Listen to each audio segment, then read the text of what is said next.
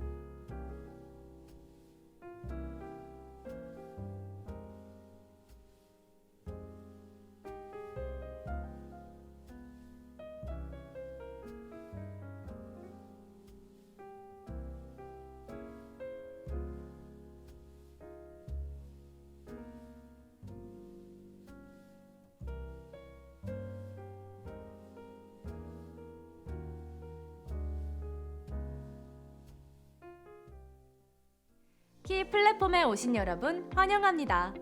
저는 오늘 머니투데이에서 인사드리는 AI 휴먼입니다. 진짜 사람인 줄 알았다고요? 까르르! 이 뜻깊은 자리에서 이스트 소프트의 기술로 탄생한 저를 소개하게 돼 정말 기쁩니다. 제가 진행하는 영상 시리즈 싸비싸도 첫 선을 보이는데요. 왜 구슬 아이스크림은 비쌀까? 왜 한국 꿀은 쌀까? 왜 디카페인은 비쌀까와 같이 우리 일상 속 다양한 물건과 서비스들의 값이 왜 싼지, 왜 비싼지에 대한 답을 찾는 시리즈입니다. 저희 머니투데이 유튜브 채널에 놀러오시면 저 AI 휴먼이 진행하는 싸비싸에서 가격표 뒤에 숨겨진 재미난 이야기를 들려드릴게요. 앞으로 더욱 다양한 콘텐츠를 선보일 예정이니 기대 많이 해주세요. 오늘 K.E.Y 플랫폼에서 많은 지식과 인사이트를 얻어가시길 바랍니다.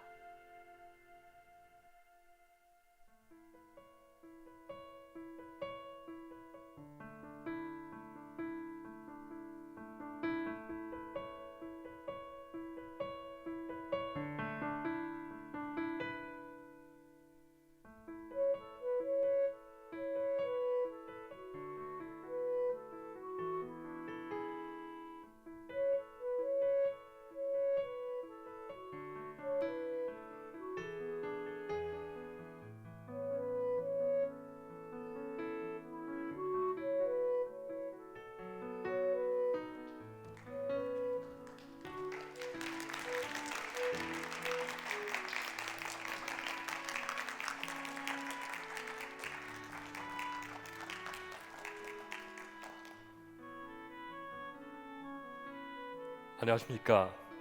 머니투데이 대표 정희경입니다. K.E.Y 플랫폼을 찾아주신 여러분 감사합니다. 지난 2013년 출범해 11년째를 맞은 K.E.Y 플랫폼은 2023년 올해 그 어느 때보다 여러분을 뜨겁게 환영해 드리고 싶습니다. 2020년 갑작스럽게 닥친 코로나19 팬데믹으로 고심 끝에 행사 개최를 2달 연기했던 기억이 납니다. 하지만 비대면으로 성공적인 컨퍼런스를 열어 지식 학습의 장이라는 K.E.Y 플랫폼의 미션을 이어갔습니다. 끈질기게 계속된 코로나로 인해 2021년과 2022년에도 이 무대 앞에 최소한의 청중분들만 모셔야 해 아쉬움이 컸습니다. 하지만 올해는 엔데믹 전환으로 새롭게 출발할 수 있게 됐습니다. 여러분들 앉으실 자리를 전보다 훨씬 더 많이 마련했습니다. 미국과 유럽 등에서 세계 최고의 전문가분들을 초청해 모셨고 새로운 아이디어로 세상을 바꾸고 있는 혁신적인 기업가 분들이 대개 K.E.Y 플랫폼을 찾아주셨습니다. 여러 무대에서 이 분들과 얼굴을 가까이 마주하고 이야기를 나누실 수 있을 겁니다. K.E.Y 플랫폼은 올해도 취재 연구진이 땀내나게 발로 뛰었습니다. 현재 글로벌 최대 이슈 중 하나인 미중 패권 경쟁의 영향을 분석하고 향후 시나리오를 전망하기 위해 국제 정치와 지정학, 경제 산업, 첨단 기술 등 관련 분야의 최고 전문가들과 함께 심층적으로 연구했습니다. 복합 위기에 맞닥뜨린 한국 경제의 돌파구를 모색하기 위해 글로벌 비즈니스 현장에서 실제로 기회와 가능성을 발굴하고 있는 혁신적인 기업들을 취재했습니다. 최근 우리 경제는 글로벌 경기 침체, 미중 갈등 격화 등이 겹치면서 반도체 등 주력 품목의 수출이 급감하고 고금리, 고물가로 투자와 소비는 위축되고 있습니다. 실물 경제의 어려움을 해소하지 못한다면 경기 부진이 장기화되고 성장 잠재력이 훼손될 수 있습니다. 이처럼 안보와 경제 통상, 첨단 기술이 톱니처럼 맞물린 지각 변동 속에서 우리 경제 전략은 반드시 진화해야 합니다. 저희 취재 연구진이 만나본 전문가들은 우리 경제의 근간이자 일자리 원천인 수출의 새로운 전략화를 조언해 주기도 했습니다. 어제 사전 행사에 이어 오늘 오전 개막총회와 그리고 내일까지 이어질 키 플랫폼의 다양한 프로그램들에서 이에 대한 자세한 이야기를 들어보실 수 있습니다. 낡은 지도로는 세상을 탐험할 수 없습니다. 지금 우리는 새로운 지도가 필요합니다. 머니투데이가 취재 역량을 모아 준비한 2023 키 플랫폼이 여러분과 함께 그 지도를 그려보겠습니다. 다시 한번 여러분을 뜨겁게 환영합니다. 감사합니다.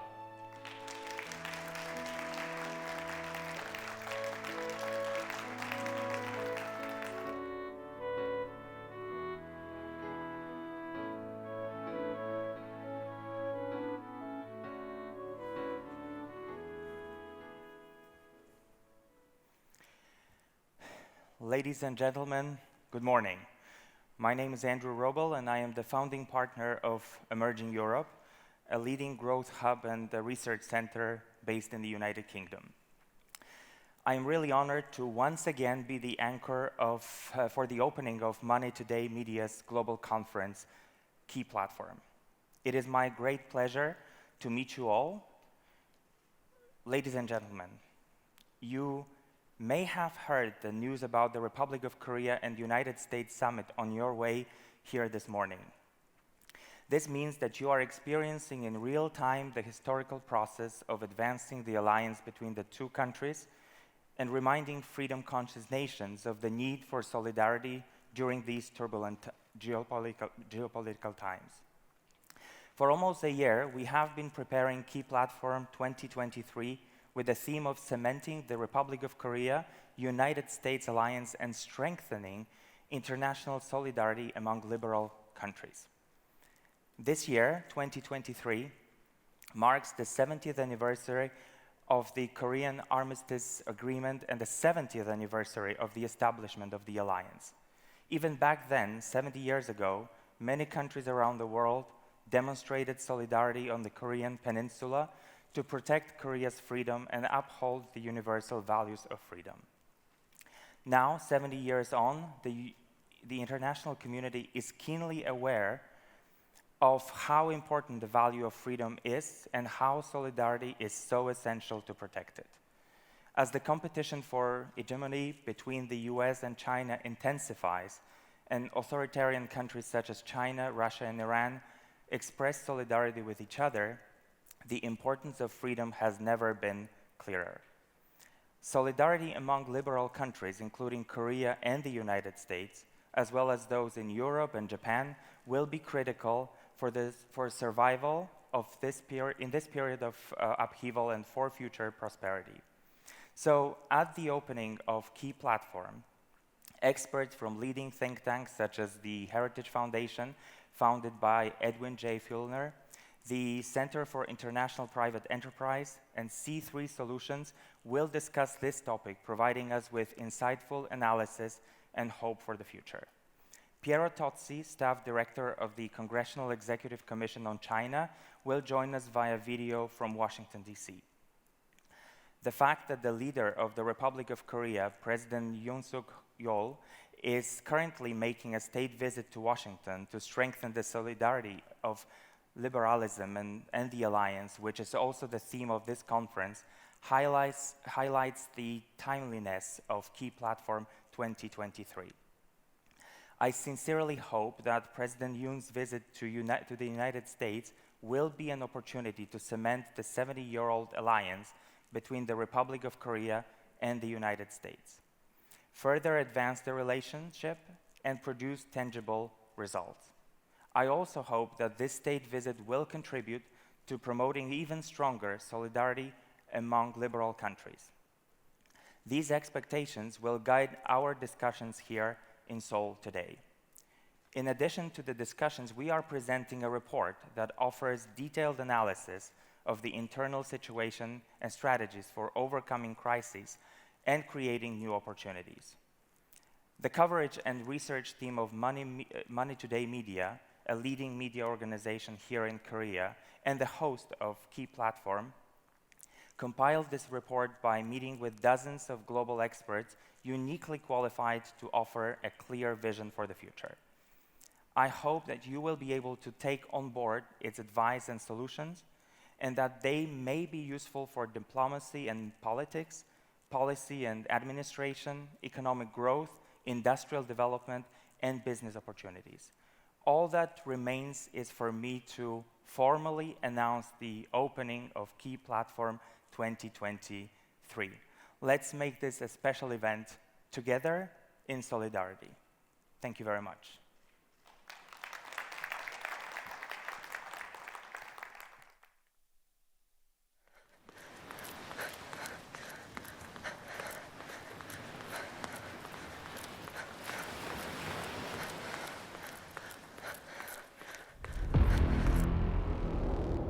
미국의 지난달 소비자 물가 지수가 1년 전에 비해 5%. 여러분 이와 함께 연준 이코노미스트들이 금융불안 여파로 미국 경제 Latest in US-China semiconductor battle, China has opened an investigation into US chipmaker Micron, citing national security risks. Move according to insiders.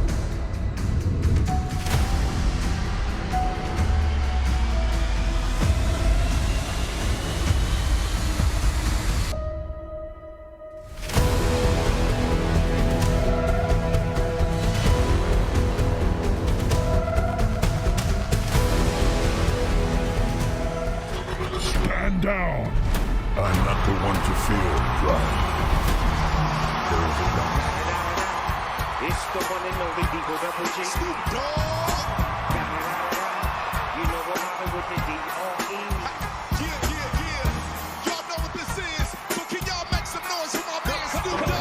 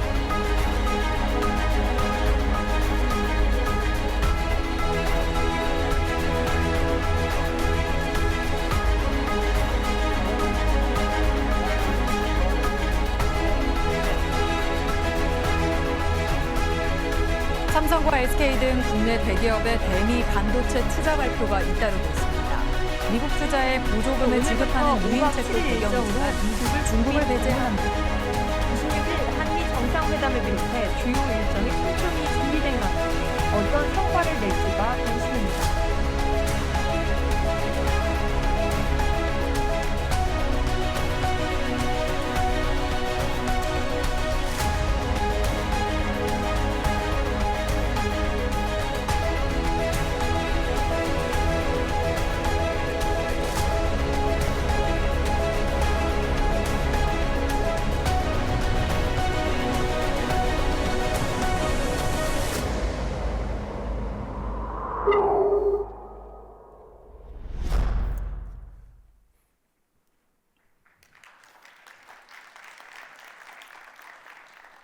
여러분 안녕하십니까? 글로벌 컨퍼런스 K.E.Y 플랫폼을 찾아주신 여러분께 감사 말씀드립니다. 저는 총괄 디렉터를 맡고 있는 머니투데이 황종덕 부국장입니다. 매년 이 무대 위아래에서 여러분들께 참 안부를 여쭈었는데요. 특히 3년 동안 참 이렇게 답답했던 마음이 오늘은 참 감회가 새롭습니다. 지난 3년 동안에 항상 모든 청중분들께서 다 마스크를 쓰고 계셨는데 오늘 아무도 안 하시고 계시네요. 엔데믹 시대라는 것이 개인적으로 오늘 이 자리에서 더욱 실감이 나는 것 같습니다. 근데 여러분 방금 동영상 보셨듯이 정말 안녕하신가요? 치솟은 물가, 높아진 이자 부담, 제자리 걸음인 임금, 계속되는 불경기, 경제적 고통은 엔딩이 아니라 막 시작된 듯합니다. 우리 경제의 버팀목이 수출은 늪에 빠졌고요. 주요 기업들의 실적도 쇼크가 잇따르고 있습니다. 게다가 한국 경제를 어렵게 하는 요인들은 빠른 개선이 어려워 보입니다. 아무리 짙어지고 있습니다. 세계 경제가 격변하고 있기 때문에 더욱 답답합니다. 세계 경제의 불안과 불확실성을 지속 심화시키고 있는 것 중 하나가 좀처럼 끝나지 않는 미중 패권 경쟁입니다. 자유주의 연대 국가들과 권위주의 축 국가들이 대립하는 신냉전 구도가 고착화되고 있고요. 글로벌 경제는 진년간 블록화되는 양상으로 치닫고 있습니다. 이 같은 격변기에 우리 대한민국의 고민은 더욱 깊어질 수밖에 없습니다. 매년 국제정세의 향방과 우리 외교 및 경제정책의 돌파구를 모색해온 K.E.Y 플랫폼은 올해는 미중 패권 경쟁을 집중적으로 취재 연구했습니다. 특히 반도체를 중심으로 한 기술 패권 경쟁과 글로벌 공급망 재편에 대해 이 분야 글로벌 전문가들과 연쇄적으로 심층 인터뷰를 가졌고요. 공동 연구도 진행했습니다. 다수 전문가들은 미국이 근본적으로 중국을 100% 배제하고 완전히 새로운 공급망을 구축하기는 어렵다는 의견을 보였습니다. 그만큼 미국 경제와 중국 경제의 상호 의존 관계를 완전히 정리할 수는 없다는 얘기겠죠. 그러나 미국과 자유주의 진영 국가들의 대중 반도체, 장비 수출 규제 등 강력한 압박에 중국의 첨단 산업과 관련 기업들이 막대한 타격을 입고요. 경제 성장에도 큰 어려움을 겪을 것이라는 전망은 우세합니다. 또 자유주의 진영 국가들이 중국에 대한 경제 전도를 빠르고 크게 줄여나갈 것이라고 했습니다.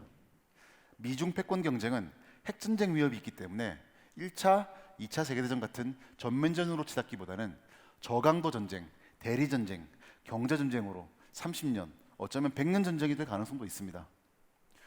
중국의 도전을 받고 있긴 하지만 미국의 패권은 여전히 건재해 보입니다.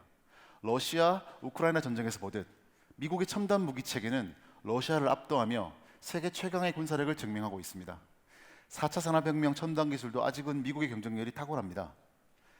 실리콘밸리의 수많은 기업들이 세계적으로 기술 혁신을 주도하고 있습니다. 월스트리트의 막강한 자본력이 이를 든든하게 뒷받침하고 있죠. 아까 보셨듯이 미국이 지닌 소프트파워 역시 아직 패권 유지의 중요한 요소입니다. 미국은 국제사회에서 자유주의와 민주주의 가치를 주도하는 강력한 리더십을 갖고 있습니다. 기후위기나 식량 문제 등 전 지구적 이슈에 대한 국제사회의 대응에 있어서도 국제기구와 제도를 통한 미국의 리더십은 가장 중요한 동력입니다. 물론 중국의 군사력과 경쟁력도 만만치 않습니다. 미국에 대한 도전과 저항을 지속할 가능성이 높죠. 특히 중국의 대만 침공은 정말 우려되는 시나리오입니다. 2024년에는 대만 총통선거와 미국 대선이 있습니다. 바로 내년이죠. 2027년은 시진핑 주석의 집권 재연장 시점입니다. 중국의 대만 통일, 무력합병 시도는 앞으로 수년간 이슈로 살아있을 것입니다. K.E.Y 플랫폼 취재 연구진이 만난 많은 전문가들도 미국과 중국의 지정학적 충돌이 벌어질 것으로 대만 해협을 꼽았습니다. 대만에서의 미중 간 군사적 충돌은 글로벌 정치 경제에 막대한 영향을 미칠 것입니다. 주한미군의 대만 파병 가능성도 높고요. 동맹국들이 참전하는 제3차 세계대전으로 확전될 수도 있습니다. 하지만 이 같은 도발을 전격 감행할 만큼 중국의 상황이 현재 여의치 않습니다. 경제 문제가 심각해 보이는데요. 최근 올 초 중국 정부는 올해 성장률 목표를 5% 안팎으로 제시했습니다. 성장률 목표를 밝히기 시작한 1994년 이후 가장 낮은 수치입니다. 사실 지난해 제로 코로나 정책 등으로 3% 성장에 그쳤는데 리오프닝과 기저효과를 고려한다면 상당히 저조한 수치입니다. 참고로 지난해 미국 경제는 2.1% 성장했는데 명목 기준 GDP는 9.2% 증가한 25조 4,600억 달러를 기록해 17조 4천억 달러인 중국과의 격차를 3년 만에 처음으로 벌렸습니다. 중국 경제는 부동산 거품, 그림자 금융, 부채위험 등 3마리의 회색 코뿔소가 발목을 잡고 있습니다. 회색 코뿔소란 눈에 보이지 않지만 방심하다 돌진해 오면 막기 어려운 큰 리스크를 뜻합니다. 지난 3년간 강도 높게 지속된 제로 코로나 봉쇄 정책도 중국 내수 시장에 큰 타격을 남겼습니다. 중국 정부가 공동 부유를 내세워 빅테크 플랫폼 기업들을 제재한 것도 민간 기업들의 혁신성을 위축시킨 계기가 되었습니다. 미국 등 서방의 초강력 제재에 대한 대안이 없다면 중국의 반도체 굴기 꿈은 좌절될 수도 있습니다. 그럼 반도체가 필수적인 첨단 산업의 성장도 멈추게 되는 것입니다. 심지어 강점이었던 인구가 앞으로는 중국에도 큰 약점이 될 상황에 처했습니다. 인구 자체도 감소하고 있고요. 무엇보다 고령화가 시작됐습니다. 오히려 심각해지고 있습니다. 중국 경제를 세계 제조 공장이자 세계 최대 소비 시장으로 만든 것은 두터운 생산 인구 덕분이었는데 이 같은 인구 문제는 중국 경제의 근본을 위협하는 리스크가 됐습니다. 상황이 이렇게 변하다 보니까 중국 경제가 미국 경제를 추월할 것이라는 기존 전망이 바뀌고 있습니다. 다수의 조사 연구기관들이 중국 경제가 미국 경제를 넘어서 힘들어졌다는 전망을 내놓고 있는데요. 사실 우리로서도 현재 최대 교육 시장인 중국 경제가 추락하면 함께 힘들어질 것이라는 그런 불안감이 엄습합니다. 근데 중요한 것은 이러한 변화의 흐름을 면밀히 포착하고 위기 속에서 기회를 찾을 수 있도록 전력을 다하면 이를 이겨낼 수 있을 거라고 생각을 합니다.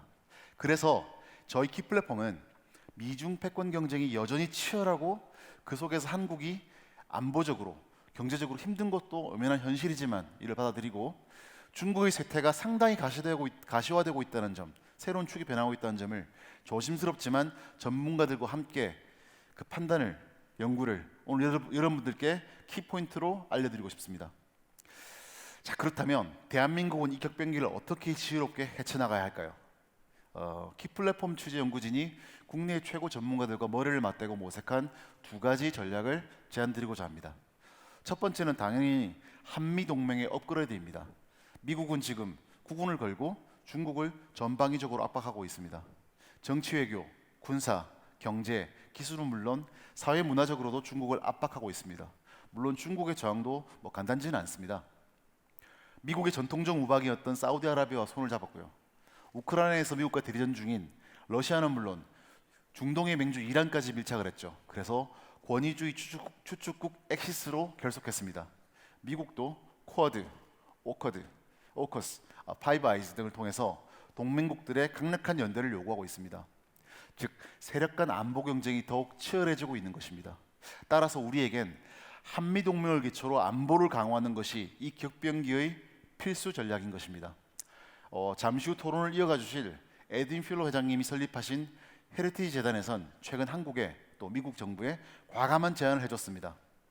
미국과 중국, 러시아가 팽팽히 대립하고 있는 상황에서 미국의 검증된 동맹국이자 세계 최고의 자유민주주의 국가인 한국을 G7에 포함해야 한다는 것입니다. 그렇기 때문에 다음 달 일본에서 열리는 G7 정상회담에 윤석열 대통령이 참석하고 한국이 이 자리에서 G8의 정식 회원국이 돼야 하고 또 미국 정부가 이를 적극 지지해야 한다는 제안이었습니다. 지금 이 시간 윤석열 대통령이 국빈 방문한 미국에서 방금 제가 말씀드린 한미 동맹의 업그레이드를 위해 한미 양국의 진지한 토론이 이루어지고 있을 것이라고 생각을 합니다. 두 번째 전략을 말씀드리겠습니다. BBC 산업의 글로벌 웨스트라고 제가 부르겠습니다. 글로벌 웨스트는 미국이 중국과 대결하면서 동맹국들과 만들고 있는 국제적 연대를 뜻하는 말입니다. 서방이라는 지역에 한정하지 않고 미국과 강력한 안보 동맹을 맺고 있는 자유민주주의 선진국들이 연대하고 있습니다. 대한민국 역시 일본, 호주와 함께 여기에 속한다 할 수 있습니다. 미중 패권 경쟁 핵심 분야가 어디일까요? 배터리, 바이오, 칩 반도체, 줄여서 BBC 산업에 대한 미국의 공급망 재편 전략, 이 재편 전략에 대한민국은 적극 동참해야 합니다. 이른바 BBC 산업의 글로벌 웨스트인데요. 여기에 대한민국이 동참해야 한다는 말씀입니다. 물론 중국 시장을 등재할지 모르는 한국 기업들로서는 굉장히 어려운 결단일 것입니다. 과거 사드 사태를 우리 경험한 바가 있습니다. 마찬가지로 이번에도 중국으로부터 강력한 경제 보복을 당할 수도 있습니다. 하지만 이 분야에서도 생각해 보시면 미국의 주도권 강화와 중국의 쇠퇴는 가속화되고 있습니다. 글로벌 공급망 전문가들은 최근 반도체 생산이 미국을 중심으로 글로벌 협업 체계로 미국을 중심으로 한 글로벌 협업 체제로 강화되고 있다고 말합니다. 중국 스스로도 반도체 산업이 글로벌 생산 체제로 작동하는 만큼 중국 독자적으로 이 글로벌 가치사슬을 무시하고 기술을 강화하는 것은 어려운 것이라는 것을 잘 깨닫고 있다고 하는 분석도 나오고 있습니다. 키 플랫폼 취재 연구진이 최근 인터뷰한 세계적 베스트셀러 칩 워의 저자 크리스 밀러 교수는 미국의 대중 수출 규제로 한국 기업들이 전반적으로 오히려 이득을 얻을 것이라고 저희에게 얘기해 줬습니다. 미국이 규제하기 이전에 중국은 그 이전부터 양쯔강 메모를 통해서요. 이들 육성해가지고 첨단 낸드 메모리 칩 생산을 추진했는데 사실 이는 한국의 삼성전자와 SK하이닉스에 큰 위협이 됐을 것이라고 지적했습니다. 또 미국의 대중 규제로 한국 반도체 기업들은 중국이 따라올 수 없는 능력, 초격차를 갖게 될 것이고 그러면 중국은 한국 반도체 수입을 오히려 줄이기 어려울 것이라고 분석했습니다. 행여 이 같은 흐름과 달리 한국이 미국 주도의 반도체 공급망에 동참하지 않는다면 최악의 경우 미국과 일본으로부터 반도체 장비, 부품, 핵심 소재를 공급받을 수 없어서 반도체 생산 자체가 아주 어려워질지도 모릅니다. 다 생각해 보면 결국에는 한국은 더 적극적으로 미국의 BBC 산업 글로벌 공급망 재편에 동참해서 이미 세계적인 제조 경쟁력을 더욱 끌어올려 가지고 글로벌 시장 경쟁에서 유리한 고지를 선점해야 합니다. 현재의 글로벌 복합 경제 위기와 미중 패권 경쟁의 여파는 한국 외교 경제에 비상한 대응을 요구하고 있습니다. 미국의 전방위적 압박에 중국은 지금 고전하고 있습니다. 궁지에 몰린 중국이 대만을 침공하는 것은 정말 최악의 시나리오입니다. 이 같은 지정학적 경제적 격변기에 우리 대한민국은 안보적으로는 한미동맹의 업그레이드, 경제적으로는 미국의 공급망 재편에 적극 동참하는 것이 키 플랫폼 취재 연구진과 글로벌 전문가들이 함께 모색하고 내린 결론이었습니다. 지금까지 경청해 주셔서 대단히 감사합니다. 제 발표의 이후 어렵게 모신 전문가분들의 심층 토론과 오늘 오후 그리고 내일까지 계속 이어질 2023 키 플랫폼의 다양한 프로그램에서 더 상세한 분석 전망 대안을 여러분과 공유하겠습니다. 잘 들어주시기 바랍니다. 감사합니다.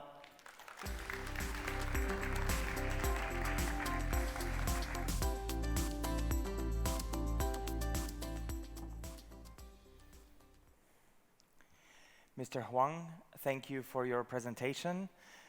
As the competition for supremacy between the US and China is getting fiercer and multiple crises continue to cast even darker shadows, I also believe that international solidarity among countries that value freedom, democracy, human rights, and the development of market economy will be the first step in overcoming the current difficulties.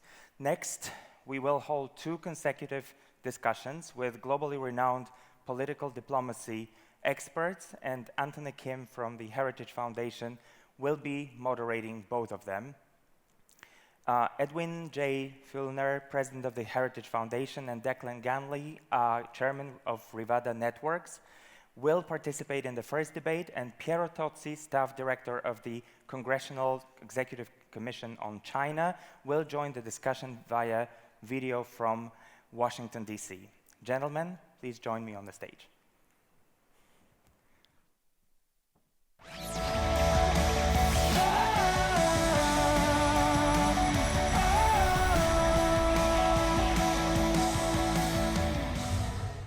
Well, good morning again, ladies and gentlemen. I think this is very timely get-together. Obviously, we are not here to lecture or impose certain ideas. I think you are all experts, especially in the private sector, business sector. You are the backbone of the global economy, not only the Korean economy. You are the entrepreneurs. So we are delighted to be with you all this morning as part of this MoneyToday K.E.Y Platform 2023 conference. We deeply appreciate MoneyToday's initiatives and great hospitality and the whole team from the MoneyToday and Mr. Hwang Jong-deok. We are here joined by Dr. Edwin J. Fulner, founder and former president of the Heritage Foundation, a leading global think tank in Washington, D.C., and Mr. Declan Ganley, a leading businessman, founder and chief executive officer of Levada Space Networks, based in London, the island, but his business operation is quite global. Last but not least, Mr. Piero Tozzi, actually he's in Washington, D.C. He's joining us via video, as you can see. He's the executive director of the Congressional Commission on China. So we're going to talk about a lot of things, but like I said earlier, we are not here to lecture you. So we will have a series of conversations. So I want to begin with Dr. Fulner. You are not as young as I am I right? That's quite true, Yes. true, Anthony, yeah. So if you survey the landscape you've been navigating, if I may, over the past 8 decades, are you getting nervous about what's happening nowadays? Do you see global turbulence? Share your wisdom and perspective. Anthony, my first trip as a student was to Europe in 1961. I was in Germany the night the Berlin Wall went up. 1971 was my first trip to Asia, to this very country, to our friends in Taiwan, back when we had official diplomatic relations with Taiwan, and to Vietnam in the midst of the unpleasant war in Vietnam. Then, by the 1990s, as the president of Heritage, I was so optimistic about the prospects of U.S.-China relations that I actually convened a meeting of the heads of all major think tanks in Washington, left, right, center, and we all agreed that yes, China should be admitted to the World Trade Organization, yes, China should have most favored nation status, yes, China was going to obey the rules of the commercial road, and, well, we didn't have to worry about things like intellectual property rights, etc. I was wrong. At least I was wrong that time. We've learned since that China does not obey the rules, and what we're going to hear from our colleague in Washington is that the Congressional Commission examining the U.S.-China relationship has broad bipartisan support, both the U.S. Senate, controlled by the Democrats, and in the U.S. House of Representatives, controlled by the Republicans. There is a real skepticism of the U.S.-China relationship these days in Washington, and it's grounded on real reasons. And on the other hand, I'm very encouraged. I first had the opportunity to get to know then President-elect Yoon about a year ago. We talked about what was going on with the recent Russian invasion of Ukraine. We talked about U.S.-China relations. I commiserate with him, with all my friends from Korea, that here is little Korea pressed between a very big United States on one side for security and a very big China on the other side, twice the size trading partner of what the United States is. But then, what I've seen over the last year, particularly, and it's only been 14 months actually that the Russian war in Ukraine has been going on. It hasn't been going on that long. But in the last year that President Yoon has been in office, I've seen an emerging Korea in terms of a global pivotal state, as your foreign minister calls it, a GPS, that is emerging as an official representative at the Madrid summit of NATO, that is emerging as a new key player in terms of looking ahead instead of dwelling on past problems vis-a-vis your closest friendly neighbor, Japan. And a president who is now returning a visit.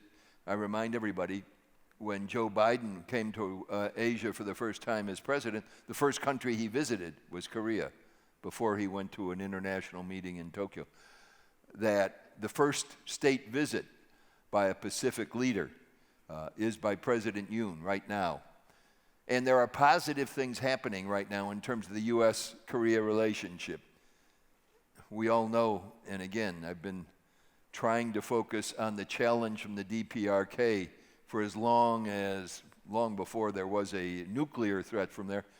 But now, in Washington at this very time, we are hearing that extended deterrence, that positioning of U.S. submarines with nuclear capabilities in the Republic of Korea at your ports for the first time in more than 40 years being negotiated, that there is a new spirit of cooperation that to me was so beautifully represented on everyone's television yesterday when the two presidents visited the Korean War Memorial in Washington together to remind us of the shared sacrifice we made those 70 years ago. That's why I'm so optimistic, really, about the 70th anniversary, where we're going bilaterally and also regionally.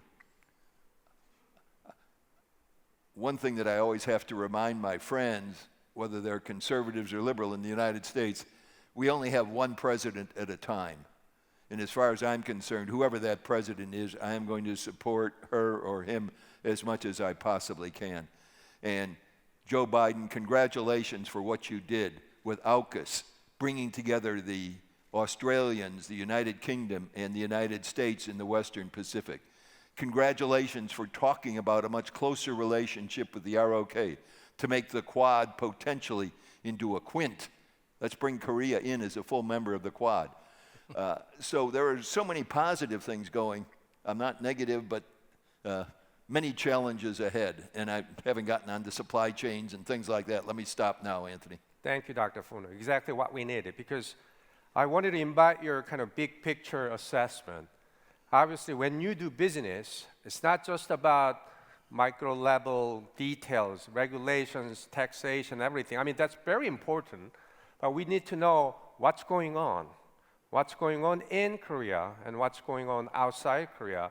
So I think you gave us a very needed kind of a snapshot on what's happening, the global status of things.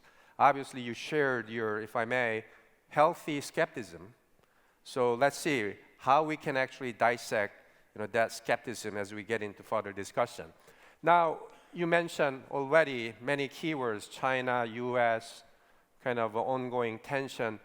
I'd like to invite our speaker in Washington, Mr. Tochi, because I think he is perfectly situated to share the temperature in Washington, D.C. I'm not talking about spring, early summer temperature, but the temperature between, let's say, US, China. To say the least, things are getting hot and hotter. More tension, more disagreements, maybe. We have to do some corrections, perhaps. But Mr. Tochi, you've been following US, China, the big relationship, security, economic, and human rights issues too. Could you share your perspectives so that we can continue and elevate our conversations into bigger picture? Welcome to Money Today 2023 platform. Thank you very much, and I wish I could be there with you, but it's good to be here in Washington, where, as you mentioned, President Yoon is as well. So I'm here in D.C. with the president. But I think a very important point to make, and Ed spoke about it. There was this, I think, irrational optimism back in the 1990s. This engagement theory that somehow by trading with China and engaging, they would adopt a universal set of values, human rights values, but also would be good players in an international economic order. And that view, I think, was fundamentally naive. First and foremost, I think a lot of people forgot that this is a communist regime, and it's a brutal communist regime, just as you have in North Korea across the border, an extremely brutal communist regime and an ideology that is very anti-human dignity. And I think what we see now, some of the most pressing human rights issues, the notion of organ harvesting, the taking of human beings and political prisoners, religious dissidents, Uyghurs, Falun Gong, and using their organs as if on order. The existence of forced labor camps in the Xinjiang Uyghur Autonomous Region, and just to, I think we do have a real consensus now among Republicans and Democrats, certainly on the Congressional Executive Commission in China, where I am, that China really does need to be held accountable. And one of the most important tools I think that was passed by Congress was the Uyghur Forced Labor Prevention Act. It was passed last year, and since its enactment, since June of last year, close to 1 billion products from China have been stopped by our Customs and Border Protection because they were made with forced labor. And we're seeing U.S. businesses starting to respond to that, to rethink their supply chains and their sourcing, their factories. And we're also starting to see, especially among younger people, an awareness of that corporations should know their supply chains and shouldn't participate in having goods made with forced labor. What's interesting is that in Korea itself, if you look at the polling among young people, it shows a greater concern of human rights and a greater concern with China. So I think a word to the wise for Korean businesses as well. You suffer a reputational risk if you are importing goods from China without being aware about whether or not it was made with slave labor. So there's, I think, this increasing awareness too. And I also want to talk a little bit about yes, China pressures Korea. You mentioned the THAAD deployment earlier. The previous speaker had referenced that, and there's a malign Chinese influence. Both we see that in the United States and Korea. We see this phenomenon of police stations operated in the United States, but you have them in Korea as well. I think there was one that was linked to a Chinese restaurant, the Oriental Pearl, and there were, I think, over a dozen Chinese that were repatriated back there. So you see this long-arm malign influence, but you also see, and here I think Korea is in a good position to influence China positively. You have the Hallyu, the Korean wave, the cultural wave. You see C-dramas that try to emulate K-dramas. I think even Xi Jinping himself has lamented that the C-dramas are not as good as the K-dramas. I think it was Descendants of the Sun, he may have said that. So maybe that's one area where I would agree with Xi Jinping. The K-dramas are better, Crash Landing on You and things like that.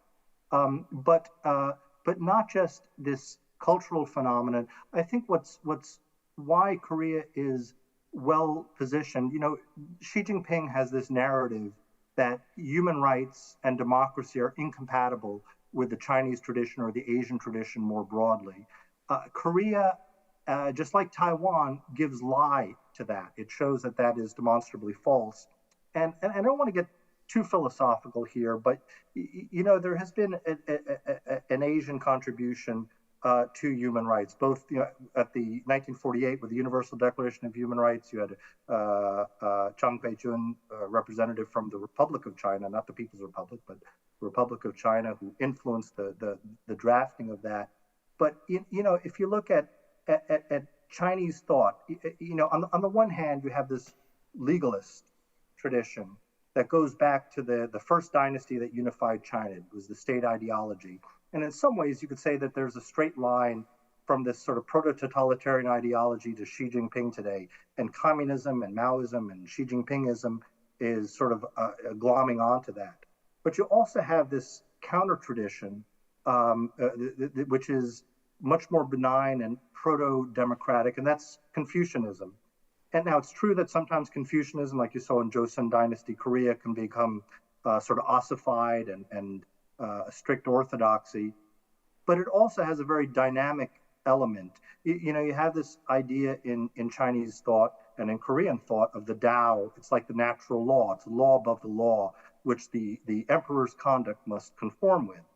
And what's very interesting is that both, Mencius, the great Chinese philosopher, and St. Thomas Aquinas are both asked the question: is it ever justified to revolt against a government and even to kill a king? And the answer they both say is no, it's never justified to kill a king or revolt against a government, but it is justified to overthrow tyranny and even to kill a tyrant. And a tyranny is one that doesn't rule according to the Tao. They lose the mandate of heaven, the right to rule, the Tianming, Cheongmyeong, I think it is in Korean. And this has always, I think it's something that Xi Jinping and the Chinese Communist Party, when they look at the uprising of the people that we saw, from Bridgeman and the white paper movement, people holding up white paper there. They fear this voice of the people. And Mencius, the great Chinese philosopher, quotes this very old notion that heaven sees with the eyes of the people and hears with the ears of the people.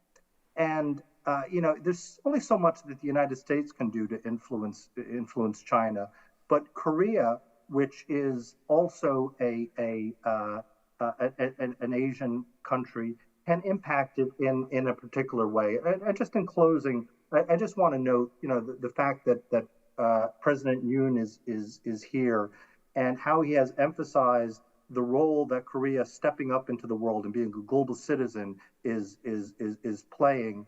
And I think tomorrow when he addresses Congress, we're going to hear a similar theme to what he said at his inauguration. And just to quote one thing, is that we as global citizens must make a stand against any attempt that aims to take our freedom away, abuse human rights, or destroy peace.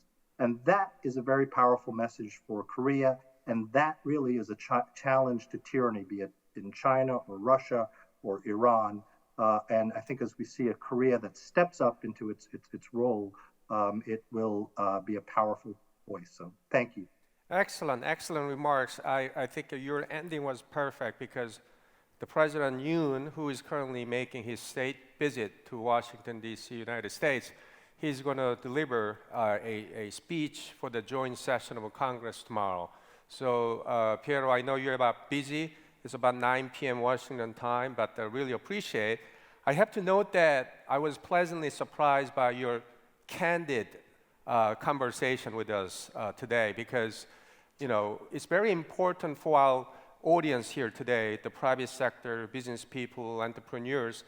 They really need to know the more or less accurate temperature in Washington concerning U.S.-China relationship. And you use the word, there's a consensus. There's a consensus concerning China. We need a greater accountability. We got to demand greater transparency from Beijing.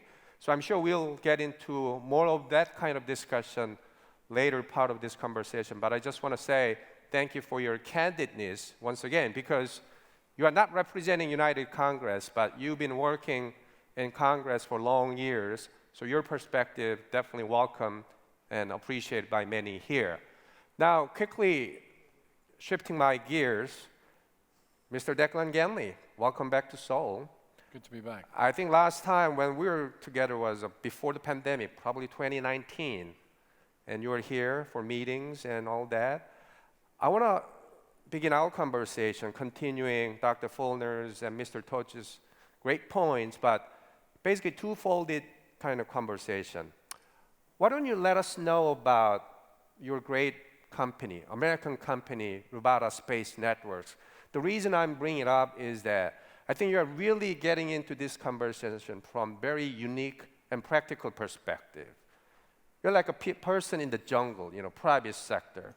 Years ago, when the whole China issue wasn't that popular, if I may, or even sexy, you talked about the danger, the risk. And you also highlighted, the danger of the digital Belt and Road, not just physical Belt and Road. And you've been doing a lot of engagement as a businessman and as a thinker. So let's begin with what you do and why that matters to conversation we are having today here in Seoul. Well, Anthony, I'm CEO of a company called Ruvada Networks, which is a US company, which in turn owns Ruvada Space Networks, which is actually headquartered in Germany, and which is deploying the world's first global extranet in low Earth orbit space. So we're putting 600 satellites up in 24 orbital planes in polar orbits and creating a laser meshed linked network that covers every square meter of the planet and doesn't have to touch the internet, only if it wants to. So that's the world's first global extranet. My background in terms of the what Rivada was doing in previous years is as we were engaged in the wireless industry across Europe, South America, and other places, we were banging up against the Digital Belt and Road Initiative, particularly Huawei, ZTE to a lesser extent, and their methods and practices in terms of advancing their 5G agenda. And we were at the pointy edge of that in countries like Mexico and other countries, and saw what they were doing and how they were practicing. And indeed, with Rivada Space Networks, the same in Germany. So not to get into the detail, but I personally, my company, are engaged in something like 126 lawsuits as of this week against proxy companies backed by the Chinese government who don't like what we're doing and would like to have it themselves.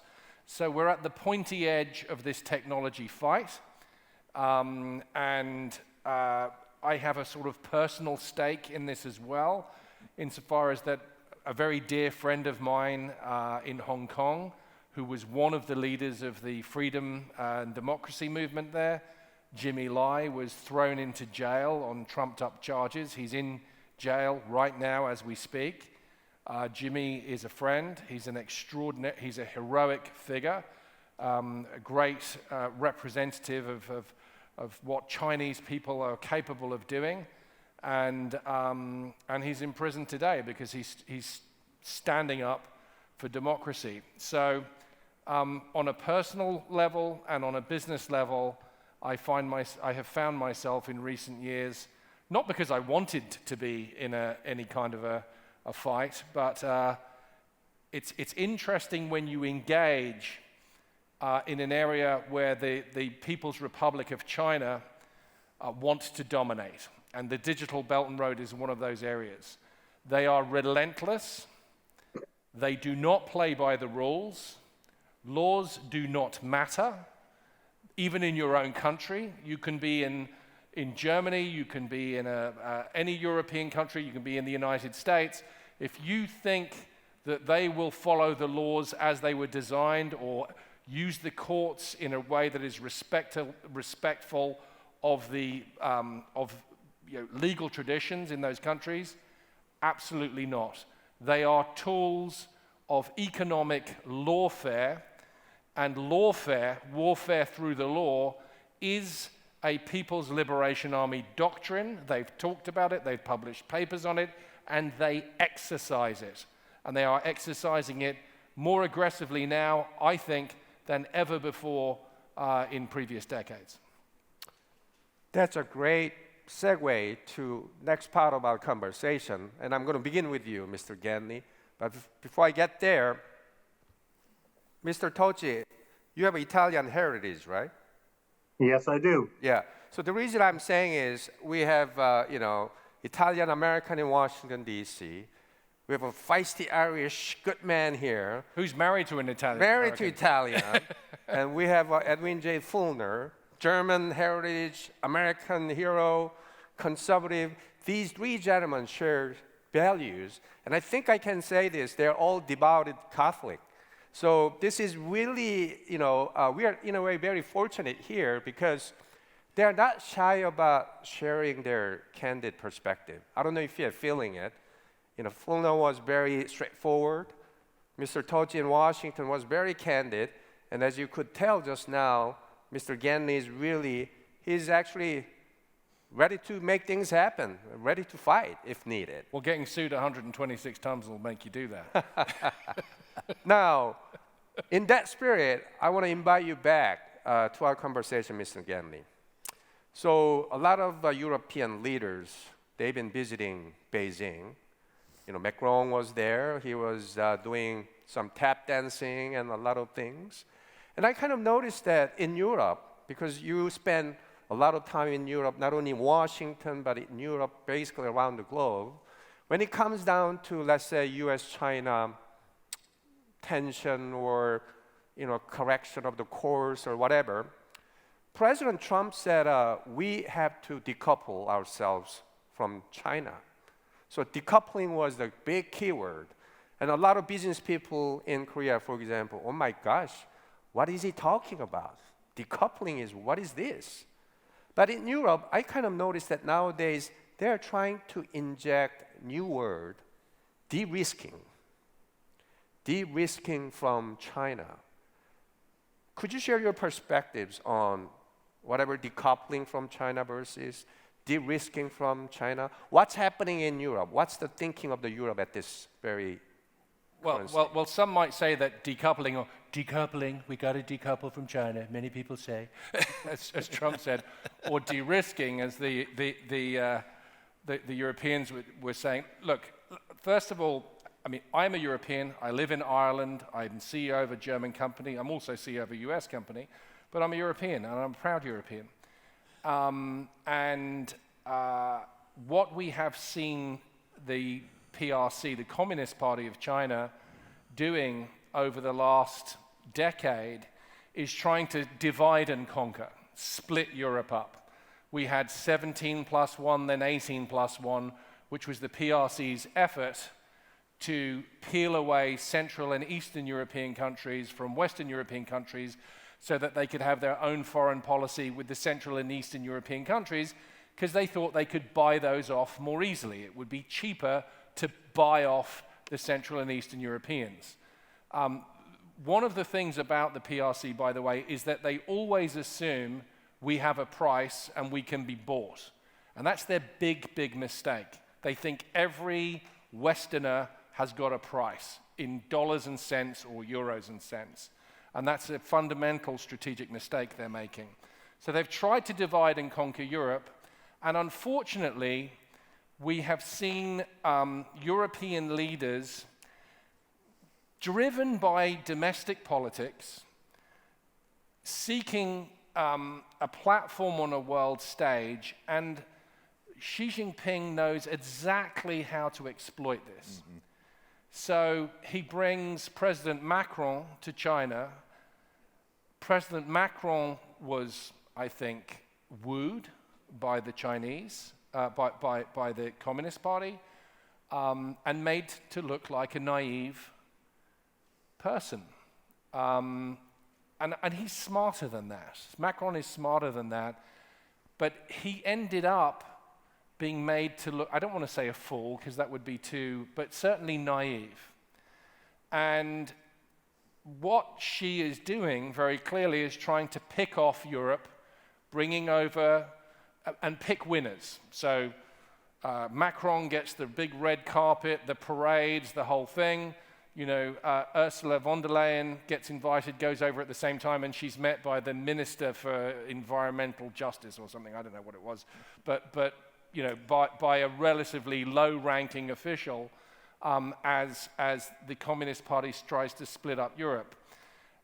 I think Macron and some others in Europe are making a huge mistake in wanting and inviting the PRC in to be some kind of peace broker with regard to Ukraine and Russia. The PRC has no interest in there being peace in Ukraine or there being a peaceful solution. A weaker Russia is in the Communist Parties of China's interest. A weaker Europe is in the Communist Party of China's interest.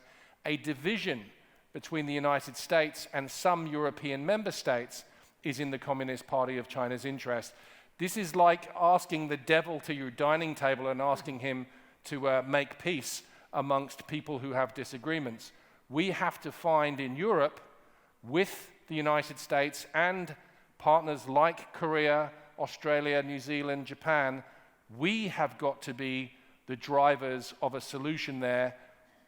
If we're looking to Beijing for that answer, we are digging ourselves a very deep hole. Very, very, very important reminder. Fulner. Anthony, let me follow up very specifically with what Declan just said about Macron, who I've had the honor of meeting and shaking hands with at least over the years. When he left China, he gets on the airplane going back to France, and the first thing he says is, well, the United States position on Taiwan, that's not something that necessarily has to be one that we're going to take and we're going to accept here in Europe. Well, I don't think Macron necessarily speaks for Europe, but anyway, that happens. Then just this week, we had the Chinese ambassador to France saying on national French television that China does not recognize the split of what happened in the Soviet Union, and that in fact he still includes all the stands in Central Europe and the 3 Baltic states as part of Russia. Well, the United States has always recognized the 3 Baltic states as independent countries, going back well before World War II. And all 3 of the Baltic states are members of NATO. Well, here's a Chinese high-level government official saying that they're really part of Russia, but we're really kind of neutral. We're trying to come up with a peace plan for Ukraine, Russia. Man, I hope when President Zelensky spoke with Xi Jinping yesterday that he knew what was going on and that he wasn't snookered by what he was told from Beijing. Mm-hmm. Good intervention, good intervention. Ladies and gentlemen, as you can see, this MoneyToday Key Platform Conference is not typical academic conference. We're really here to talk about what's really happening in real time because, as a business people, entrepreneurs, we do know that how well informed you are, and especially people in Korea, 24 news cycle, the geostrategic status of South Korea. So all these things we are talking about, I'm sure it's directly, indirectly a relevance to your business making decision because you have to plan and you have to adapt this evolving geostrategic landscape. So I just want to inject that, we are in a way very fortunate today, this morning, to have this broader perspective. And I want to invite back our good friend in Washington, D.C., Mr. Tochi, because I think Declan and Fulner, they really kind of put together an important discussion dimension here, meaning European policy, American policies. Are we seeing the same thing, or are we seeing some kind of a diverging pattern here? Especially since you're in Washington, D.C., I'm going to ask you 2 very specific questions, if I may, playing devil's advocate. How much alignment, especially nowadays, 2023, between Washington and Brussels, between United States and European countries, how much aligned kind of consensus when it comes down to dealing with China? And a lot of our audience here today, this is my kind of speculation, I think they feel that they are kind of being directly, indirectly asked by Washington kind of choice. Are you going to continue to do business with China? Or are you going to really decouple or de-risk from China and do things with us in terms of regrouping our supply chain? How would you answer if somebody asked you, Mr. Tochi, are you asking us to make a choice? So I'm playing devil's advocate, but on these 2 questions, as much as you can once again. Sure. Well, to answer the first question first, I think Macron really was a bit out on a limb. So I would distinguish his views from that of the rest of Europe. And I think if you look at Ursula von der Leyen, how she was treated there, that underscored, she had made some very strong or pointed statements before, so that it was a purposeful isolation of her. And President Macron's failure to back her up, I think, left a bad taste in the mouths of many Europeans as well. Some European countries have been very strong. The Czech Republic or Czechia Lithuania, for example, they've really emphasized that. But Great Britain too, and the concern over Hong Kong and how we've seen democracy destroyed in Hong Kong, and that Hong Kong template is a template for Taiwan, but also for the rest of the world too. China wants to export its bad governance model, and lest we, folks in Korea as well. I mean, you are on the border of a very hostile North Korea that is supported and is allied with China. So let's not kid ourselves either. And one does have to make choices. Choice between good and evil, right and wrong. And these alternative visions are very stark. Now, to go back to Macron's visit and why it was really very damaging, he essentially aligned himself. Just think about a few weeks before when Xi Jinping and Vladimir Putin were together, and they talked about a realignment that you haven't seen in 100 years, the likes of which you haven't seen in 100 years. You see this alignment with rogue regimes like Iran. Is this, that was the context. And I actually met with the French embassy right after Macron's speech. We had a very blunt and direct conversation. When you distance yourself from Taiwan, that you're distancing yourself from a democracy and aligning yourself with tyranny. When you downplay the liberal economic order and international rules-based order, and something that we should not forget is what Macron said about the extraterritoriality of the dollar. What does that imply? I mean, that's an attack on the entire Bretton Woods system, the post-world order. Now, France has always had this view. If you look at Valéry Giscard d'Estaing, he spoke about the exorbitant privilege of the U.S. dollar. But there is an attempt by China to undermine the dollar as the world's reserve currency. And when you have allies like France playing into that, and we saw some of that also with Germany, the Instex apparatus to trade with Iran, ways to evade our Iran sanctions. This is very damaging because the U.S. dollar is the world's reserve currency. It underpins global economic prosperity. So when you want to undermine that, when you want to propose an alternative vision, which is what Xi Jinping, and let's not have any illusions here, he seeks hegemony. This Chinese concept of Tian Sha, all under heaven. For Xi Jinping, that's now a global vision. And in fact, if you look at their space efforts, it extends to the moon. So it is quite literally all under heaven. So we've got to be very clear about these hegemonistic ambitions that China has. And for democracies like France, they have to make a choice. And I would say with Korea, really, I think rhetoric is important. Words matter. And President Yoon, what has articulated the desire for Korea to become a global citizen, to take its part on the world stage, and to support democracy and human rights. I think that's very important. So if I were to guess, I mean, I know this is a concern, and people think people have very practical concerns. We trade with China, yes, so do we. But the question, I think, though, is who are you going to stand with? Are you going to stand with democracy? Are you going to stand with countries that adhere to human rights? And I believe that Korea will, because it is a stark choice. Thank you. Thank you very much for that very much grounded perspective. Declan, do you have any additional comment? I would just, there's entrepreneurs and business people here, and I want to come to sort of a very business-centric kind of view. Because as entrepreneurs, as business people, as investors, we have decisions to make. How do we deploy our capital? Where do we take risk?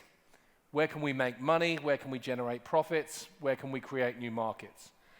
And China has always been a very, very shiny, attractive object because of its population. It was a place where you didn't have to innovate too much. You could sell the same thing, but just to more people. This is why LVMH in France that makes all of these luxury goods has a disproportionate interest in China because it's such a big growth market. It's no accident that President Macron listens to the concerns of his business interests that want to stay in China. Same in Germany. Volkswagen, its biggest market, its most important market for consumers is China. Volkswagen has a disproportionately large voice inside the chancelleries of Europe. And so we've got those that have already made their bet, and now they don't want it to go wrong. They don't want decoupling to take place because they're trapped. And by the way, this is what gangs do. Gangs lure you in, they trap you, and then you can never get out. Try and get your capital out of China once it's in there. See how good the laws work for you once you're in if you need justice. Ask Bain Capital, whose offices were raided last week. There's a story in this morning's Financial Times. Ask them. You step out of line, or your government steps out of line, and what gangs do, it doesn't matter what the law says, they squeeze you.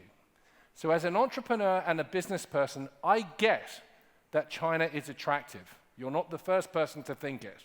Volkswagen thought it, LVMH thought it, Apple thought it, all of these other companies. Do we bet on that market under Xi Jinping?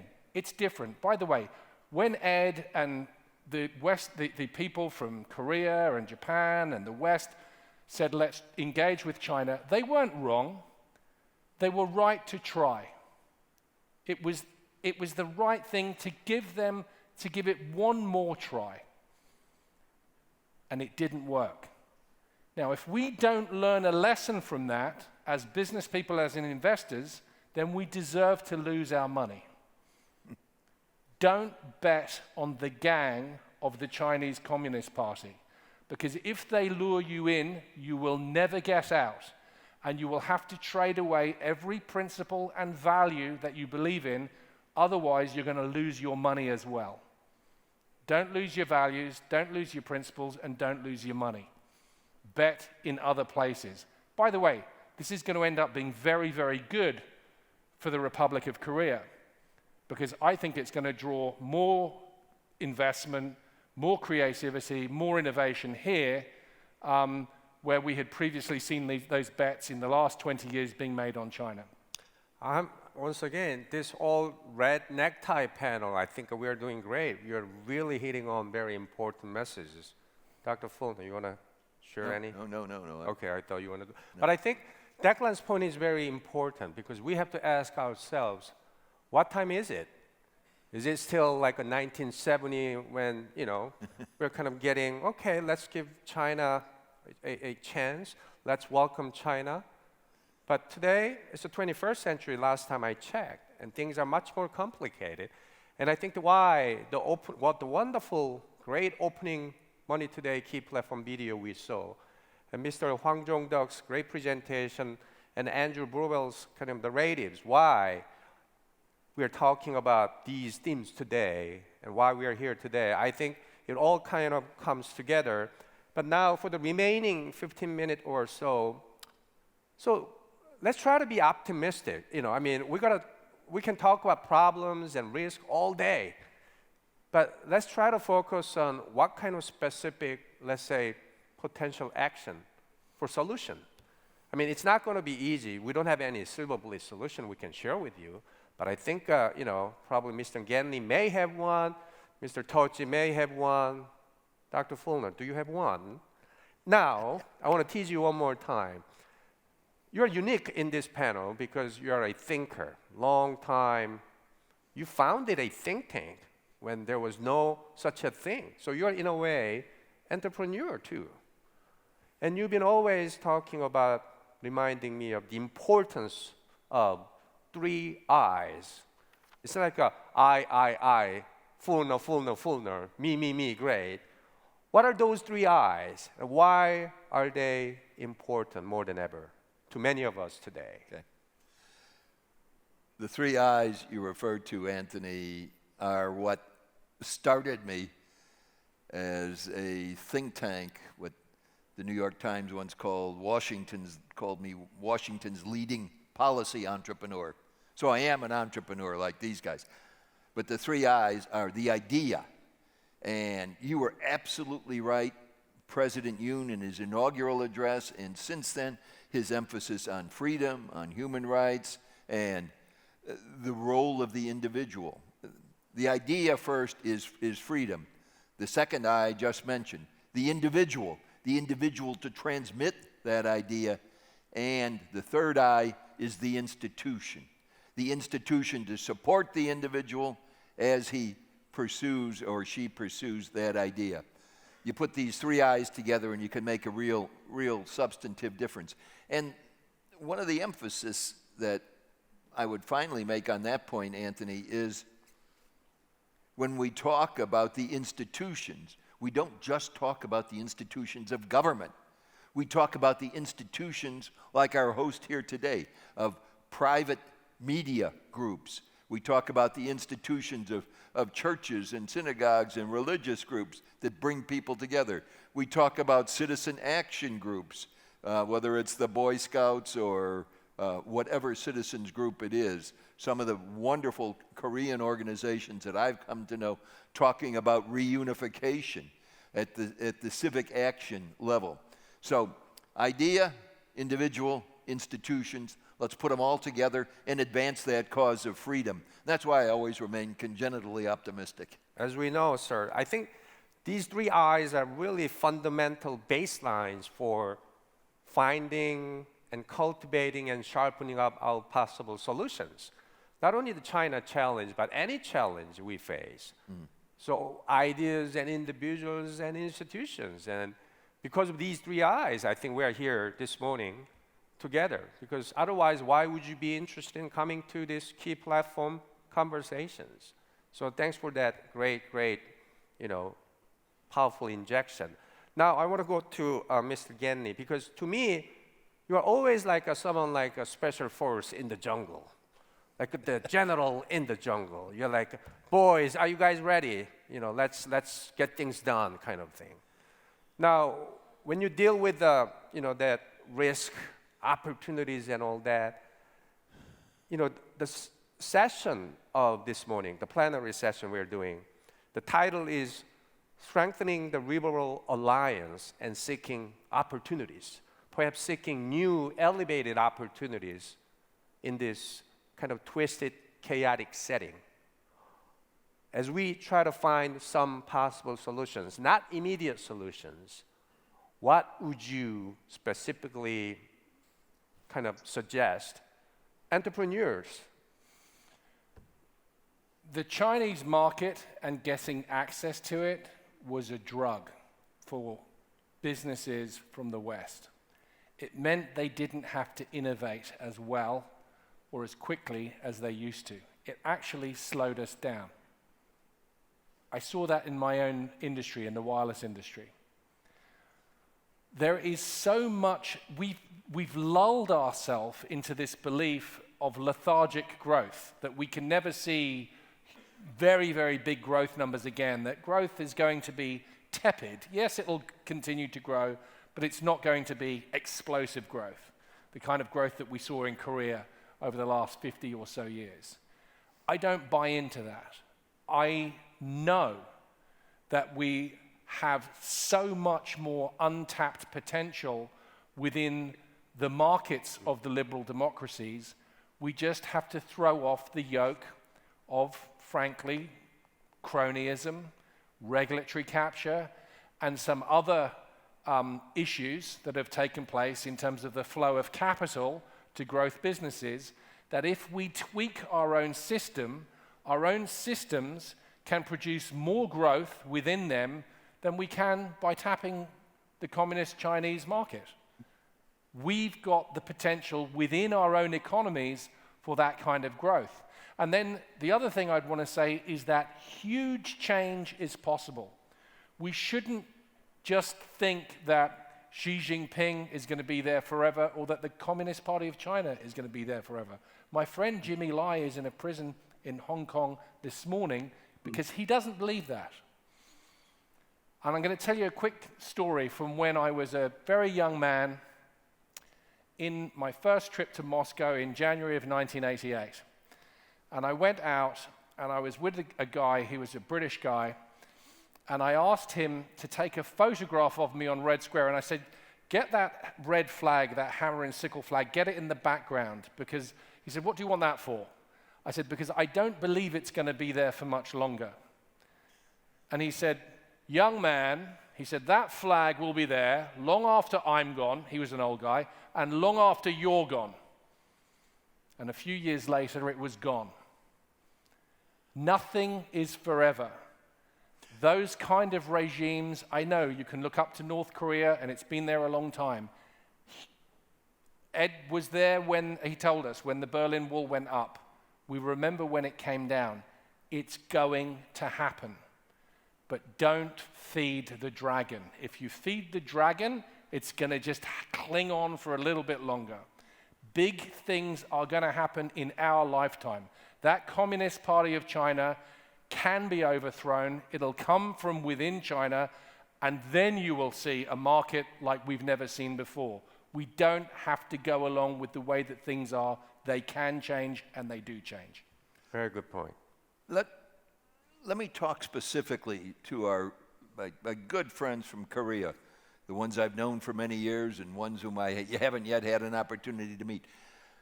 One of the things that frustrates me a little bit when I talk to my Korean friends is this concern that, we're so far behind, we have to do this, how do we become global citizens? My gosh, this is Korea that's hosted a World Olympics. This is Korea that's co-hosted a World Cup. This is Korea whose national was the head of the United Nations, Ban Ki-moon. I mean, that's a pretty good indicator of a global citizen right there. So, and then I think also on the business side that we're all here to talk about today, and we're talking about decoupling and who has the ability to look ahead. I think about two specifics. Some years ago, Samsung, I think rather wisely, moved their entire cell phone production out of the PRC into Vietnam. Wow. When that happens, I remember some of the, how are we going to do this? And is China still going to buy? Well, China's not buying as many as they did before, but yeah, Samsung certainly managed to get through that situation. Another company, Hanwha. Hanwha used to have a major solar panel production facility in China. They sat back, did an executive review some years ago, ended up buying a company in Germany called Q-Cells, closed down their Chinese production, moved Q-Cells' main headquarters and main operations to a place called Dalton, Georgia. And I'm not talking about the Republic of Georgia in Central Europe. I'm talking about Georgia in the United States of America, where they've invested $2 billion and are going to be investing another $2 billion and are now far and away the largest solar panel producer in the United States. So all I'm saying is that, yes, you've got this big attractive market over there. Yes, it's twice as much as you're currently selling to the United States in terms of your two-way trade. But by gosh, there are alternatives, as Declan just said so well. And you as entrepreneurs should be looking at those alternatives and not playing with the devil, the totalitarian devil across the sea. Indeed, onward. That's the spirit. Now, for the remaining, let's say, 4 minutes or so, Mr. Tochi, so I'm going to invite you back to talk about, we, Declan and Fulner, we talked about it here, these are fundamental parameters when we try to find solutions. Again, not immediate solutions, but at least medium to long term. Since you deal with a lot of members of Congress, especially House side, and sometimes you have to deal with the senators, now the great fashion in Washington, D.C. is who can be tough guy when it comes down to U.S.-China relationship. They talk about a lot of issues and all that. I mean, this is a necessary process, but when you see them, do you think they are working hard in terms of finding meaningful solutions? What kind of actions? Are they listening to you? Are they listening to your commission in terms of really finding a solution that can be cultivated into bigger policy action. And last but not least, with that, since you're in Washington, let us know how was the whole visit by President Yoon to Washington so far. I mean, obviously here, a lot of people getting a lot more information and updates from the 24/7 media, but since you're in Washington, what's the sort of the latest mood and sense you detected? Yeah, no, I think there's a lot of positivity, and it's very good for Korea. I was just driving up Constitution Avenue yesterday and saw the Korean and American flags just as you drove along there, and it was very, very inspiring. I think it's a Korea Week this week in Washington, so it's very good for Korea. It's very good for the United States, and remembering that 70-year bond that we have, and the blood and the sacrifice. I mean, Korea in many ways is unique. It's our relationship, because it was an alliance that really was written in blood. It's not just a ink on a piece of paper. So it is very special, and I think it's good to remind people of that. And that's something that I think we've seen. And tomorrow, President Yoon will be speaking, and actually a colleague of mine, a Korean colleague of mine, has been very helpful. She'll be in attendance there as well too, and I think I know she's very excited, and there's something that's palpable here.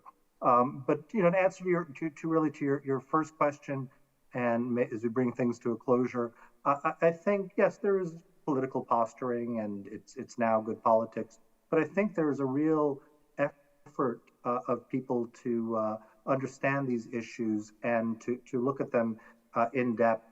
And there's an awareness that we shouldn't be subsidizing China's Communist Party leadership. After Tiananmen Square, there was an opportunity. I think the eyes of the world were awakened. And unfortunately, George Herbert Walker Bush sent Brent Scowcroft there, and essentially we bailed China out. Same thing with during the Clinton administration, and that's where we saw the engagement on the normalization of PNTR status and the delinking of human rights and trade, and that was a mistake. The engagement there. So let's not make that same mistake. We've seen the Chinese people, and Declan was right. The change is not going to come from outside; it's going to come from within China.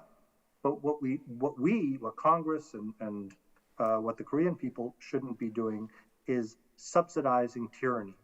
The Chinese people will, I think, heaven sees with the eyes of the people and hears with the ears of the people. If given a chance, I believe that they will rise up and establish a democracy. We should not be subsidizing tyranny and supporting tyranny. So that's the important message. And I think really for everyone here, moral clarity is necessary. And if not moral clarity, business self-interest, because I think Declan's absolutely right, that you get sucked in, and it does not end well. And so if we can do the right thing, though, I think it's quite clear. So I would encourage people to have that clarity of vision. Thank you. Perfect. You want to add one more? One more point that I'd emphasize to everybody in this room, particularly President Yoon on his visit went over with a business delegation. Now, 20 years ago, if a Korean president was visiting Washington with a business delegation, he'd have 7 heads of the chaebols there. Yoon has got 130 different businessmen, including business women and businessmen from small and medium-sized enterprises. This is an opportunity to renew and reinvigorate the whole bilateral U.S.-ROK relationship on economic terms, not only on our strategic terms, but also in terms of economic terms. So congratulations again, President Yoon. I think that's a great segue to our next panel discussion. But ladies and gentlemen, I think you can agree with me. I hope our speakers today didn't torture you. I think we entertain you enough. I think, Piero, it would be great for us to have another round in due course. Perhaps next year, if Money Today will be interested in, then we can have a really follow-up conversations. But for now, I want to invite you all for the round of great applause for our great speakers for this morning. Thank you, ladies and gentlemen. Thank you, Mr. Ganley. Thank you, Mr. Fuller.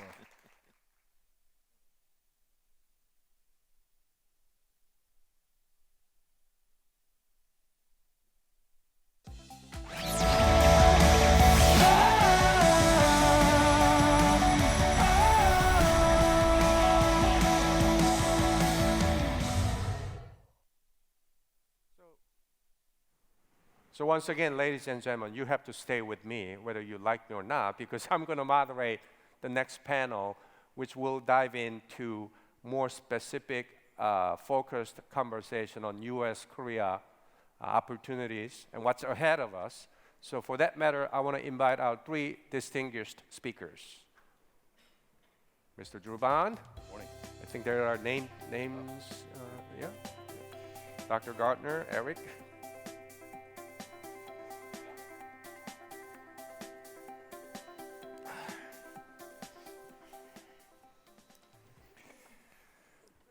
Well, thanks again, ladies and gentlemen. This session is, as I alluded, it's a bit more specific. We're having this wonderful conversation conference, K.E.Y Platform, Money Today's K.E.Y Platform in Seoul. And this very week, this very day, South Korean President Yoon Suk-yeol is making his state visit to Washington, D.C., United States of America. As many of you watched the clips overnight, President Biden, President Yoon, they had a wonderful conversations and handshakes and smiles and everything. But in a way, celebrating 7 decades of U.S.-Korea alliance is perhaps an easy part. You know, celebrate. Let's celebrate. But what matters is what's really ahead. What do we do from here? So that is a big question we're going to try to sort of dissect and then unpack with our three speakers from unique perspectives. This panel is not about solving North Korea's nuclear problems. As you can see, this panel is pretty unique. In a way, none of us here are known North Korea experts. And we actually deny to be North Korean experts because we want to talk about things outside conventional boxes. We want to be with you in the private sector, entrepreneurial solutions, and innovative ideas to solve the problem and have fun as well. So I'm delighted to be surrounded by these three distinguished gentlemen. First, Dr. Niall Gardner. He's my boss back in Washington. He's a good colleague and both long-time fellow traveler. So Dr. Gardner is a director of Margaret Thatcher Center for Freedom at the Heritage Foundation. Eric Holmes, a good friend of mine. He is a director of a leading center at the Center for International and Private Enterprise.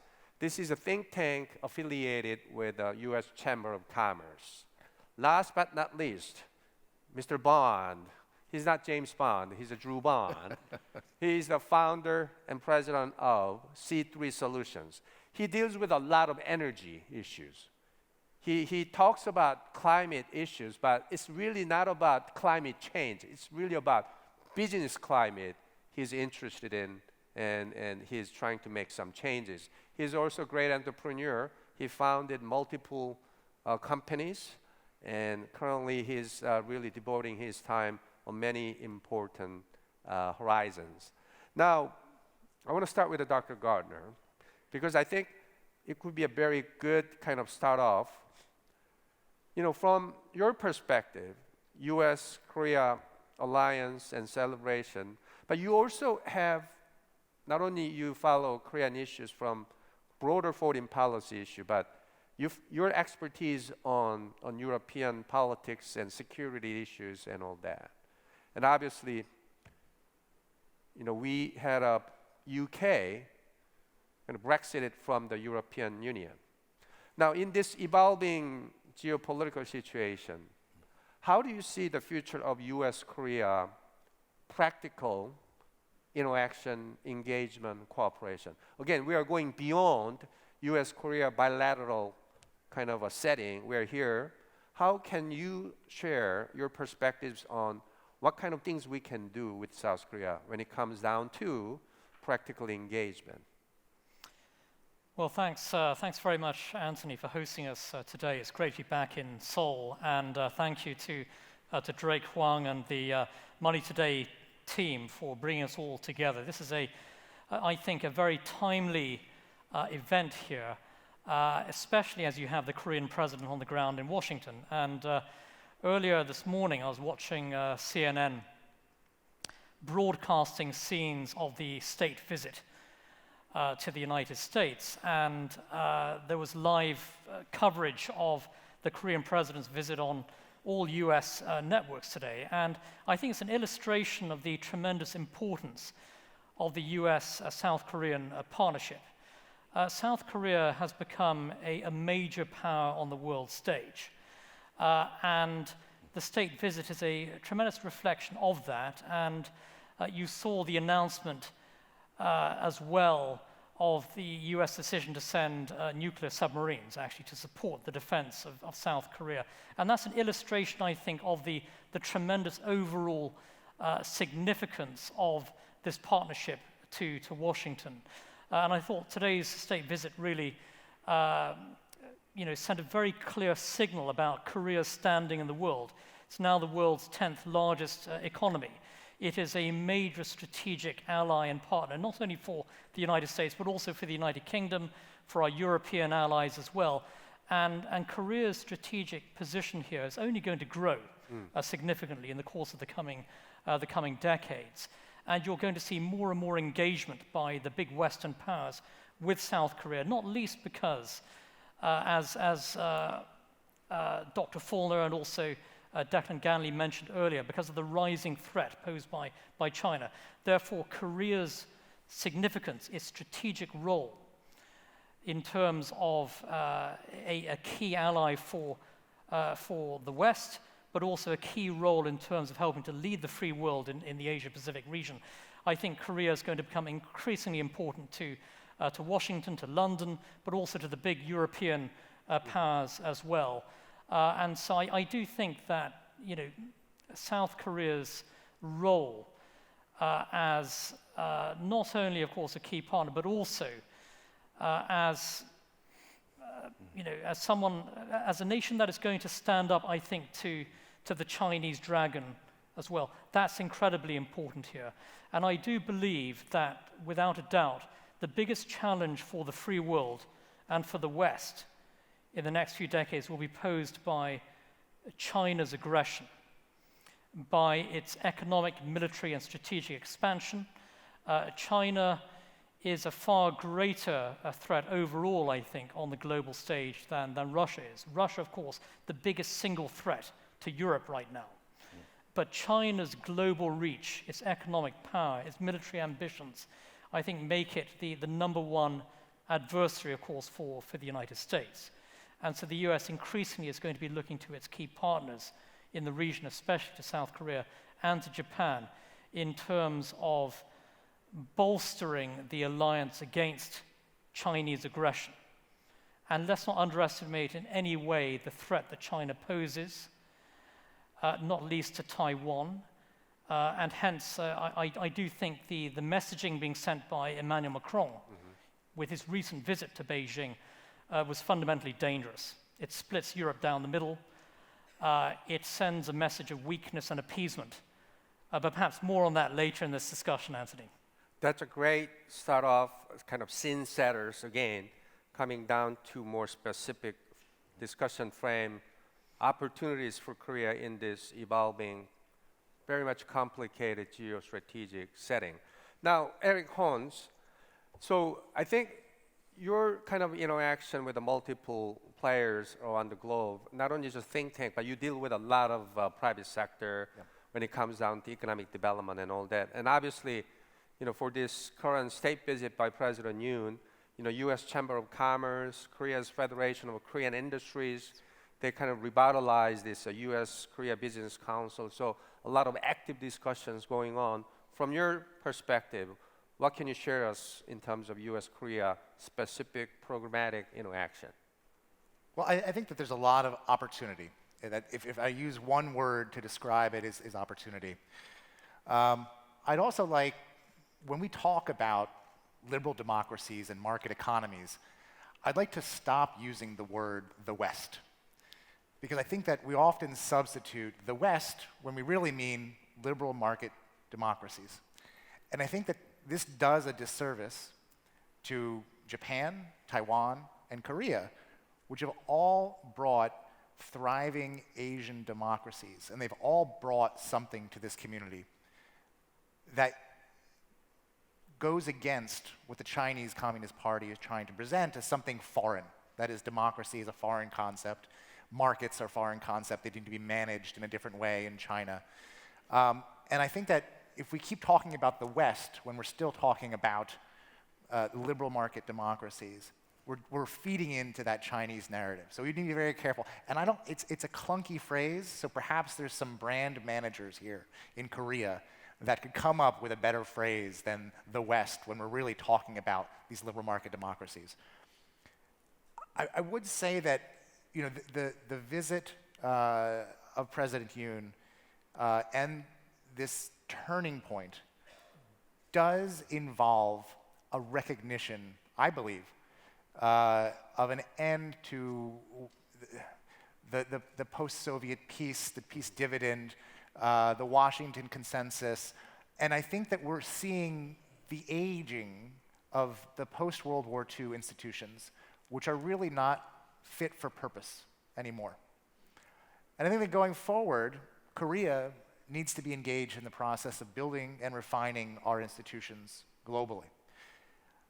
If we want to work together to build a walled garden where liberal democracies, market economies can play and do business together and grow together and thrive together and provide their citizens opportunities to become them best selves, as liberal democracies can do, then we need to find a common set of institutions that allow that.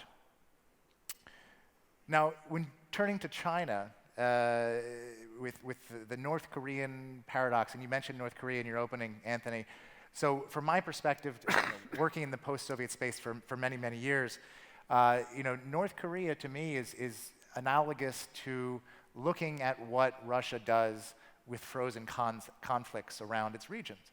So when Korea attempts to stand up for its sovereignty or takes a position that Beijing does not appreciate or does not like, they use North Korea, just as the Russians have used South Ossetia, have used Transnistria, in order to turn the screws, in order to create chaos. And this is straight from the autocrats' playbook. Autocrats don't want to build anything. They seek to ruin and to cause chaos. And as liberal democracies, we need to stand up and make sure that we're creating order from that chaos and withstanding attempts to create chaos in our own democracies. And lastly, I'd like to bring up this concept of China's bluff. The bluff is that the world needs China more than China needs the world. In Russian, there's a really good word, one word, called zhmurki. Zhmurki translates roughly as a dead man's bluff. And I think that liberal democracies around the world really need to call the bluff and to say that, you know what, we agree with you. Go without us, try it.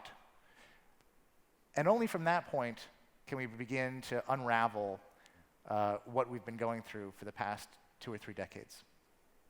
Very nice follow-up and build up from what Dr. Gardner set the stage and the discussion parameters.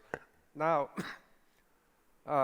Mr. Bond, like with Declan, I want to pose you two-folded single question. Let us know, because this is your very first grand visit to South Korea, right? It is, yes. Yeah, so I hope Korea meets your expectation for now. Better I'm than just teasing you. expectation, But yeah. for our audience, why don't you talk about your sort of the think tank, C3 Solutions, because you do very unique work. And when it comes down to U.S.-Korea cooperation and partnership, more than ever, I think we have this space called energy. We can really energize U.S.-Korea private sector business cooperation through energy sector, whether nuclear energy, clean energy, or whatever technology-driven innovation energy. Because more than ever, obviously, since February 24, Russia's invasion of Ukraine, the whole energy issue has become far more important and relevant.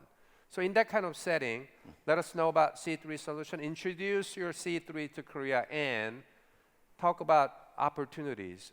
And because that's what you do, U.S.-Korea energy cooperation opportunities. Thank you, Anthony, and thank you to the hosts, thank you to MoneyToday and to Drake and your entire team for putting this together. Anthony, to your first question, I am in awe of Seoul, and I hope this is my first among many trips to Korea. The people are amazing, the city is amazing. I was just speaking with my wife yesterday and said we need to come here together. So thank you for this opportunity, it's really incredible. And I've known sort of Seoul, of South Korea through my previous boss, Ed Fulner, and his love for this country. So it's really a special opportunity to come here for my first time with him and my friends from the Heritage Foundation and SIPE. I could spend the whole hour thanking everybody, but I just want you to know that it really is a special opportunity, and I'm grateful. So Anthony, asked to have me tell a little bit about C3 Solutions, and we are perhaps unique among institutions in Washington. We are a think tank, so we're a 501c3 nonprofit like the Heritage Foundation, but much smaller, much younger. And so our role is to educate policymakers in Washington, to work closely with members of Congress and the administration, and also to help educate grassroots across the United States about the issues that we see are really critical. So public policy is a key platform of ours. Communications, getting our ideas out there is really important. And coalitions, working across the spectrum. We come from the right, the conservative perspective, the classical liberal perspective, and don't apologize for that, but we also look for opportunities to work across the political spectrum for focusing on solutions. So we intentionally put solutions in our name, but you should know that C3 stands for something. It stands for the Conservative Coalition for Climate Solutions. And I know that oftentimes that ruffles feathers, particularly among my conservative friends, because we don't want to talk about climate. The first time I heard the word climate, it was from some very liberal people. And I always saw the issue as, frankly, a proxy war on capitalism and a proxy war on free markets. But what I've seen over time is that, and you've seen this among many policy battles in Washington and around the world, is that if you don't have a better solution, you will lose. And so you need to come to the table, the public policy table, in the form of a democratic debate with the better solutions. If you don't think an idea or a technology or a policy is going to work, well, show me an alternative that's better. So C3 Solutions is really focused on trying to help not only Republicans engage on this issue in a way that is authentic to our beliefs in the free market, but also help the rest of the world understand that if you really care about climate, and I use that term broadly because it's become nomenclature for all things energy, environment, economic prosperity. If you really care about climate, then you must care about the future of freedom. Economic freedom is absolutely the best way to address our changing climate, whether you think it's a drastic measures that must be addressed today and tomorrow and within the next 10 years, or if you think we have 100 or 200 years of time to address this issue. No matter what you think about the issue is always best solved with free markets, bottom-up innovation, entrepreneurs coming to solve problems, technologies, right, working together. And so Our organization, C3 Solutions, is proud to partner with many organizations across the spectrum. We look for opportunities to do that with heritage. We're honored, as you know, that for 2 years now we've published a report called Free Economies Are Clean Economies that shows how economic freedom leads to a cleaner environment. And South Korea actually fares very well in that regard. So a long way of answering your question, but I look forward to your future questions. I'll come back to you with the second part of the question, the U.S.-Korea energy cooperation. But again, given our sort of limited time, I want to invite back Dr. Gardner because you've been interacting with a lot of policymakers in Europe, especially in London and other capitals of the European countries, Poland and Hungary and Germany and all others, because they come to Washington to see what's really happening in terms of Washington thinking. During that kind of interaction, how do you see these European policymakers, politicians? I mean, you've been not only Lady Thatcher back in those days, but multiple prime ministers of the United Kingdom. And now, UK again, sort of post-Brexit kind of mood. How do they see South Korea as a business partner? I mean, here many of our audience, probably their business focus is Korea, United States, Asia, China included, obviously still.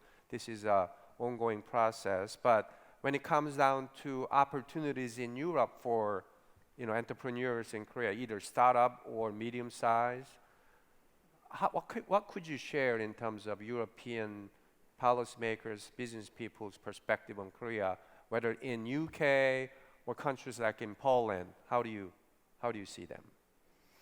Yeah, that's a great question. And at the Heritage Foundation, we host every week several European delegations from across Europe. So we get a very wide range of perspectives from multiple European capitals. We engage a lot with British officials, members of parliament, government ministers. We just actually hosted Liz Truss, the former British Prime Minister, for the Margaret Thatcher Freedom Lecture just a couple of weeks ago. And Liz Truss is, I think, one of the biggest supporters in the UK of building up Britain's trading relationship with key partners in Asia in the Brexit era. And just this last December, I think the British government launched a new round of negotiations with Seoul in terms of advancing what is called an enhanced US-UK free trade agreement. So that's an illustration of the tremendous, I think, investment of effort on the UK side to try and build up further the trading and economic relationship with South Korea. And so in the Brexit era, I think what you are seeing increasingly is the UK looking to be once again a truly global player, freed of the shackles of the European Union. I think that's a very good thing. I think Brexit actually was a great development for the United Kingdom. And the UK, once again, I think is looking to further expand its horizons across the world, including in Asia, and I think South Korea is a big part of that, of that picture. So we already have a US-UK trade agreement in place, but the British want to significantly further advance that and enhance that. And it's an agreement between the world's 6th largest and 10th largest economies, two very, very important players. I do have some concerns, though, with regard to what's happening within Europe, within the European Union, with regard to its overall trading strategy, its overall outlook. There's a big split within Europe, of course, in terms of how to deal with China. We saw that with the Macron visit. There's intensive, I think, divide with regard to what's known as the comprehensive agreement on investment with China. And so you have the Germans, for example, who are trying to resurrect what is, in my view, an absolutely terrible approach towards Beijing. It sends a message of appeasement, I think, towards China. And so you have Europe split right down the middle. What I would like to see is European countries looking more to key partners such as South Korea and Japan, Taiwan, Singapore, moving away from Beijing. But you have this intensive, I would describe as intensive sort of pro-Beijing appeasement lobby within the EU. And you see that especially within Germany. You see it to some extent within France as well.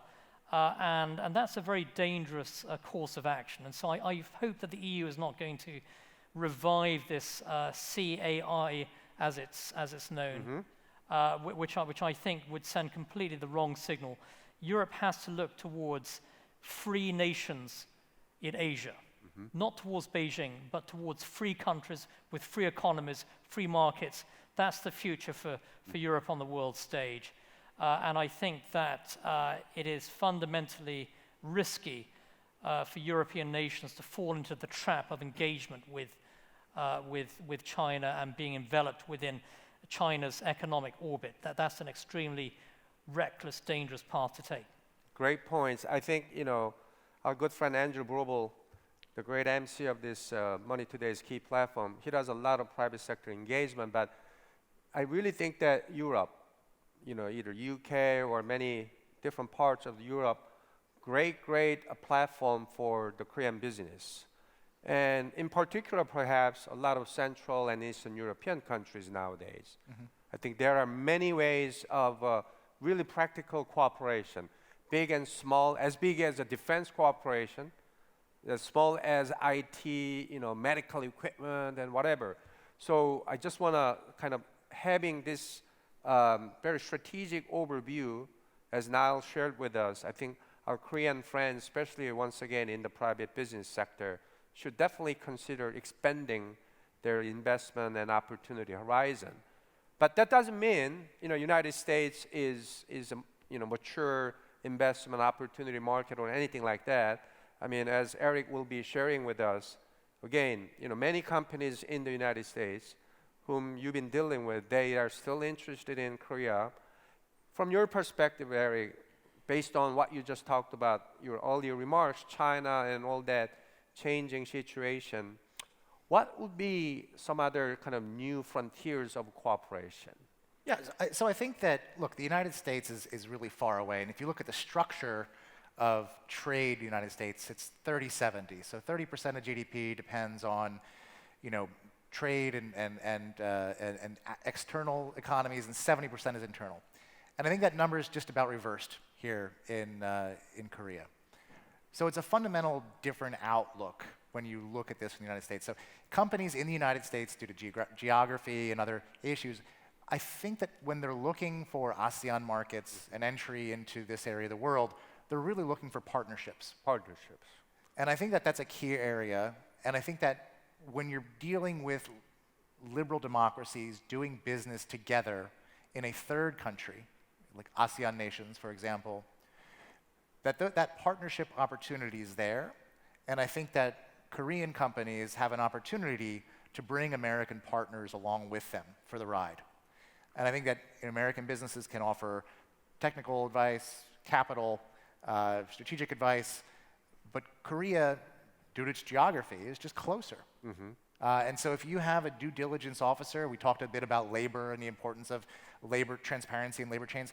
So if you're doing business in the United States and you're based in the state of Georgia, not the country of Georgia, and you have a compliance officer that needs to ensure that you're adhering to the top flight labor practices in your business, to fly halfway around the world to go visit Bangkok is just not very practical. But if you're sitting here in Seoul, it's a lot more practical, and you can keep an eye on those supply chains and make sure that you have the highest standards of labor in your supply chains, that you're meeting all the requirements that are being put in place by places like Germany, by places like the United States. So if the opportunities for cooperation, I think, are there, and I think that they're really underexplored and underexploited. And I hope that the new initiative by the U.S. Chamber and FKI to reignite this relationship is there. The other opportunity in the economic space is the rapprochement between Korea, and Japan. And I think that in the economic space in particular, there's an opportunity here to begin to build more bridges throughout Asia. So in partnership with Japan and Korea, and perhaps Americans joining them along, to do business in third countries throughout Asia. I think that the values of the private sector from these liberal democracies in Asia will transpose and bring these positive externalities to third countries around the region. And the recipients of this investment, the recipients of these business operations, will not need to be persuaded not to do business with China or not to open themselves up to corrosive capital. But we'll see the difference in the business operations of these investors. Great reminder and great point. I mean, it's good to know that South Korea is trying to unfreeze the relationship with Japan, whether political, security, or economic. But in the space of economic cooperation, South Korea put back Japan on the white list, meaning kind of normalizing some of the components of the frozen economic and investment relationships. So great reminder once again, Eric. Mr. Bond, so again, I'm really delighted you are in Seoul because you are really not only like a Dr. Fulner thinker, but you are really a doer in terms of connecting good quality opportunities. We can talk about many parts of the energy cooperation because you spend some time, very good time, with the U.S. Energy Department. You know the landscape. But I want to zoom in your latest or current kind of interaction, the clean energy technology. I see that as a kind of a really unique space because it's a technology-driven, whether, let's say, just solar panel or some other means of generating electricity and all that. But as you are doing, put your entrepreneurial hat, I mean, what kind of opportunities do you think that we can do more? And as the founder and partner of the company, American company you established, what kind of opportunities do you see in Korea? Yeah, thank you for the question. The opportunities are endless in terms of our opportunities to work together across the technologies within energy. And clean energy is certainly a very important part of the future of energy. We view clean energy to include things like even fossil fuels and nuclear energy because we would strive to have energy always be cleaner. And so really not to exclude one energy over another, but to say that we should continue to innovate. It's in that vein that I started a solar company called Powerfield Energy, and never thought I'd be in the solar space. But when you look at the opportunities for us to collaborate and partner, depending on whose numbers you want to take into account, it's in the trillions. McKinsey reported last year that if we are to meet the climate goals by 2050, that something like $9 trillion is needed to be invested globally annually. $9 trillion per year between now and 2050. Again, no matter what you think about the Paris Climate Agreement, no matter what you think about climate, the investment opportunities are vast, and there's significant tailwinds for all things clean energy: solar, wind, hydro, geothermal, carbon capture. Right? I probably don't have to educate you on the various technologies. And so when I founded, Powerfield Energy, our solar company, it was with that intent of solving a problem, knowing that we can do something better. And so, this conversation earlier was very interesting, and I felt like a genius, although, it was really more out of maybe stubbornness that we decided to not manufacture our product in China. Because we were concerned about intellectual property rights.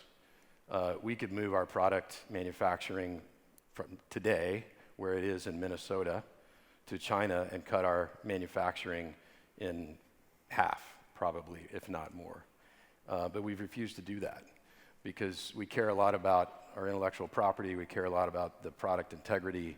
and we see a much bigger market out there than China. So happy to tell you more about my company, and we seek specifically partnerships. I mean, we're looking for a Series A as we speak for $5 million investment in our company. That's just a small amount of change compared to the numbers of zeros behind most checks that are being written in this space. But then when you look at the global market, I mean, our product, just to give you an idea, we make a very simple rack, which you can mount solar panels on the ground with no tools. I can show you how to do it in 30 seconds and you would get it. And the whole thesis is that solar panel installation shouldn't be complicated. And you can cut out hard costs and you can cut out soft costs if you can simplify that specific piece. And so we've done it. We've got patents on our product, and now we're deploying it across the United States and looking for partners to deploy it around the world. That product to some looks like a very simple bin, a bucket even, right? It is not sexy in Silicon Valley standards, but frankly, neither is the wheel, right? And look at how ubiquitous that is. When I look at the market opportunities for our rack, which is just a component of the overall solar supply chain, by 2030, the racking industry is going to be worth $50 billion, and there's less than about 10 players really in this space, so there's not a lot of competition. And then, oh, by the way, our product is made with recycled plastic and is fully recyclable. When you look at the global plastic recycling market, that's a $70 billion market by 2030. So these are just pieces and components, but I hope you get from that a size of scale that this is a massive opportunity. And so, whether you're interested in learning more about my company or you're interested in learning more about other companies in the United States, I would be happy to work with you to help connect you. I have friends that are CEOs of small modular reactor companies, natural gas companies, you name it. And so I see that there's a strong partnership, a 70-year partnership with South Korea, and very much look forward to hopefully being a part of carrying that forward. Excellent, excellent. I want to now kind of reverse the order. I want to walk back from you to now. But you touched upon very important reminder, at least to me, because when you think about U.S.-Korea partnership, especially business partnership, this is not like a South Korea, Washington, D.C. business partnership. That's all political, diplomatic engagement. But actual business partnerships are taking place at individual state levels in the United States. California, Mississippi, Georgia, Pennsylvania, wherever. So, Drew, I want to invite you, as much as you can tell, the importance of state-level economic engagement for South Korean companies. It could be your home state, Oklahoma, well known for energy, again, fracking and innovation. What could you share with us, especially our audience in today's K.E.Y Platform conference? What kind of need angles they should be looking for when it comes down to state-level trade and investment engagement? Yeah, I think it's a great question because, as the audience knows, the United States is one, but it's also one of many. And so 50 states all operating very differently with different governors and different legislatures and different, geographies and interests. And so there's a competition on, and has been on for quite some time among states, and states compete for jobs, states compete for investment. And what's also interesting in the energy space, and look, I don't love all of the policies behind it, but the United States just committed, again, depending on whose number you believe, somewhere between $500 billion to $1.2 trillion to the energy transition and clean energy. Well, what's interesting is, that was a Biden policy led by primarily the politicians on the left. And now the information that's coming out is most of the states that are benefiting the most from these investments are actually the Republican-led states by like a 2/3 majority. So the so-called red states are winning over the so-called blue states in terms of attracting investment in the clean energy space. And there's a reason that is, and the reason goes back to economic freedom. At a state level, states that are led by Republican governors and Republican legislatures understand that government has a very limited role. It has an important but a limited role. And if you want to attract capital, then you need to reduce regulations, you need to reduce taxes, right? Those are the types of things that bring jobs, bring innovation, and produce prosperity. So, I think, when you look at states, again, on that measure, Texas has almost twice as much investment in the clean energy space as California. Now, you probably wouldn't know that listening to the media because California likes to tout itself as very green. So it's very green in its policies, but if you look at where the green is going to Texas. You could also look to Florida and New York. Same story. The green, in terms of the investment, is going to Florida, not New York. So I would start there, frankly. I would welcome the opportunity to work with anyone in terms of opening doors to Oklahoma, my home state. I was also born in Texas and have great contacts there. We worked closely with, in the past, even Mississippi, where I've been a part of helping to lead a strategic planning process for them. I live in the state of Virginia. Our Governor Youngkin has made, and in fact maybe is still on, a trade mission now to South Korea. So the opportunities are endless, and so I would just welcome again any partnerships, any opportunity to just help facilitate that dialogue. I think we are really on the same page. I mean, this week happens to be very unique. South Korean president is Washington, D.C. We are visiting the Republic of Korea. At the same time, Governor Glenn Youngkin of Virginia and Governor Ron DeSantis from Florida, he's actually visiting Korea, Seoul at this moment. Governor Youngkin is coming tonight, but that means really a lot of governors in the United States, they are really interested in greater cooperation with South Korea. And as we kind of shared, when you think about your next visit to the United States, obviously, just think a bit more innovative way and broadly. Georgia has been basically rock star these days. I mean, many Korean companies, they've been investing in Georgia perhaps for better incentives. I'm just making up incentives or a good labor force, but there are many other 49 states in the United States. So something to think about for many Korean entrepreneurs, whether big company or small and medium-sized companies, if I may. Now, Mr. Holmes, Eric, I want to go a bit crazy with you. Well, not crazy, wild. You mentioned partnerships. Yeah. And let's think about it in terms of frontiers, new markets, non-China. Because I do know MoneyToday, the uniqueness of this K.E.Y platform is a lot of people in our audience, they really do a lot of global trade and investment engagement, whatever scale, but not necessarily only United States, China, or Europe.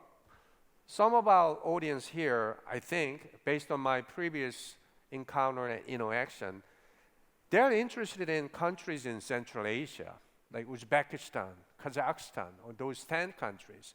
They're interested in Mongolia. So you mentioned, United States and Korea can form a partnerships in terms of getting into ASEAN countries and all others. And I know you've been following very closely Central Asian countries. And Central Asian countries, they want to welcome Korean investment too. And I can go beyond Central Asia, Azerbaijan and Georgia and all others. But what could you share with us? I mean, am I going too crazy, wild? Or is this something we can really talk about in terms of putting into partnerships? Well, I think that you're exactly right. It's about, so if you're in business, especially going into frontier markets that are not well known, you want to share the risk. And if you can find good partners in the United States and elsewhere to go into these markets like Uzbekistan, which has significant cultural ties to Korea. I know that Seoul National University educates quite a number of doctors that come from Tashkent and then return to Tashkent, educated here in Seoul, and they speak excellent Korean, from what I understand. So there is a significant cultural tie there. So to follow those cultural ties, with business opportunities, I think is only logical. I think that within Central Asia, there's a great, if we talk about, the first panel talked a bit about the geographic realities of being in Korea. Well, let's take ourselves to Central Asia for a second. We've got Russia to the north, we've got China to the east, Iran and Afghanistan to the south. That's not a particularly inviting neighborhood. And when we talk to businesses in Central Asia, the key message that we hear is that they want diversification of investments. They don't want to be beholden to China or Russia or to have to deal with the chaos that is going on in Afghanistan. They want to maintain their sovereignty and opportunities, and they can do that through attracting investment from countries like Korea. So I do think that there's a huge opportunity. One final point. We talked about Virginia. I'd be remiss if I wouldn't mention Maryland here, my own home state. See the competition over Yeah, there? yeah, see? Which has, and I will agree with you, it has a less competitive environment, but that's up to business to change, and that's where the business advocacy key comes in. And our own Governor Hogan, former Governor Hogan, Yumi Hogan, is a Korean American, and arranged, I'll never forget it, as a Marylander, arranged for a Korean airlift flight during the height of the pandemic to bring over tens of thousands of masks and PPE equipment for Marylanders. And so those are those ties between Korea and the United States that I think that as business people, we need to understand and lean into. The cultural ties, the human-to-human ties, and that's where we get the trust to then go into those third markets like Uzbekistan that are quite different and challenging. And that's where we can share the risk together because we have the trust amongst ourselves. Thank you, Eric. For our audience, I have to confess and I have to make apology because in our opening session, I myself was so consumed by great conversations we were having. So I didn't really invite you for your any possible feedback or comments, questions. Particularly this panel, I think, as you can tell, more direct, more relevant to your business activities. So if you have any questions, feel free, try to formulate those questions. But while you're thinking about your potential questions, I want to invite back Dr. Gardner. Now, you've been a big thinker like a Dr. Fulner. Hard power, diplomacy, But I want to invite your soft side, meaning you're a great fan of movies and you're a great fan of, in a way, let's say, soft power diplomacy. Great Britain used to be known for power diplomacy, not only just gun power, but culture and everything. I'm going to invite you to talk about, because this is not your first visit to Korea. You've been to Korea many times, as early as I can remember, back in those 1990s something, right? And then, Yonsei University, there may be many people who graduate from Yonsei University. You spent some time in Yonsei University too. You like movies. Now I guess you know where I'm going. Because next special presentation and this afternoon and tomorrow, among many things we'll talk about is K-brand. And the K-pop or soft power kind of dimension. So as a frequent visitor to Korea over the years, and as a movie lover, how do you see this whole Korea's soft power dimension? There's definitely business dimension, commercial dimension. From your perspective, combining diplomacy and business engagement all together, what kind of observation could you share with us now? Yeah, great question, Anthony. And in fact, I first came to South Korea as a student when I was a student at Oxford University, and I had the opportunity to play soccer at Yonsei, and I still remember that game actually. And so South Korea has a very special place in my heart, and I've seen the changes in this wonderful country over the course of many decades, over multiple visits. And I have to say, Korea has become a big global player. The transformation of Korea here has been absolutely extraordinary.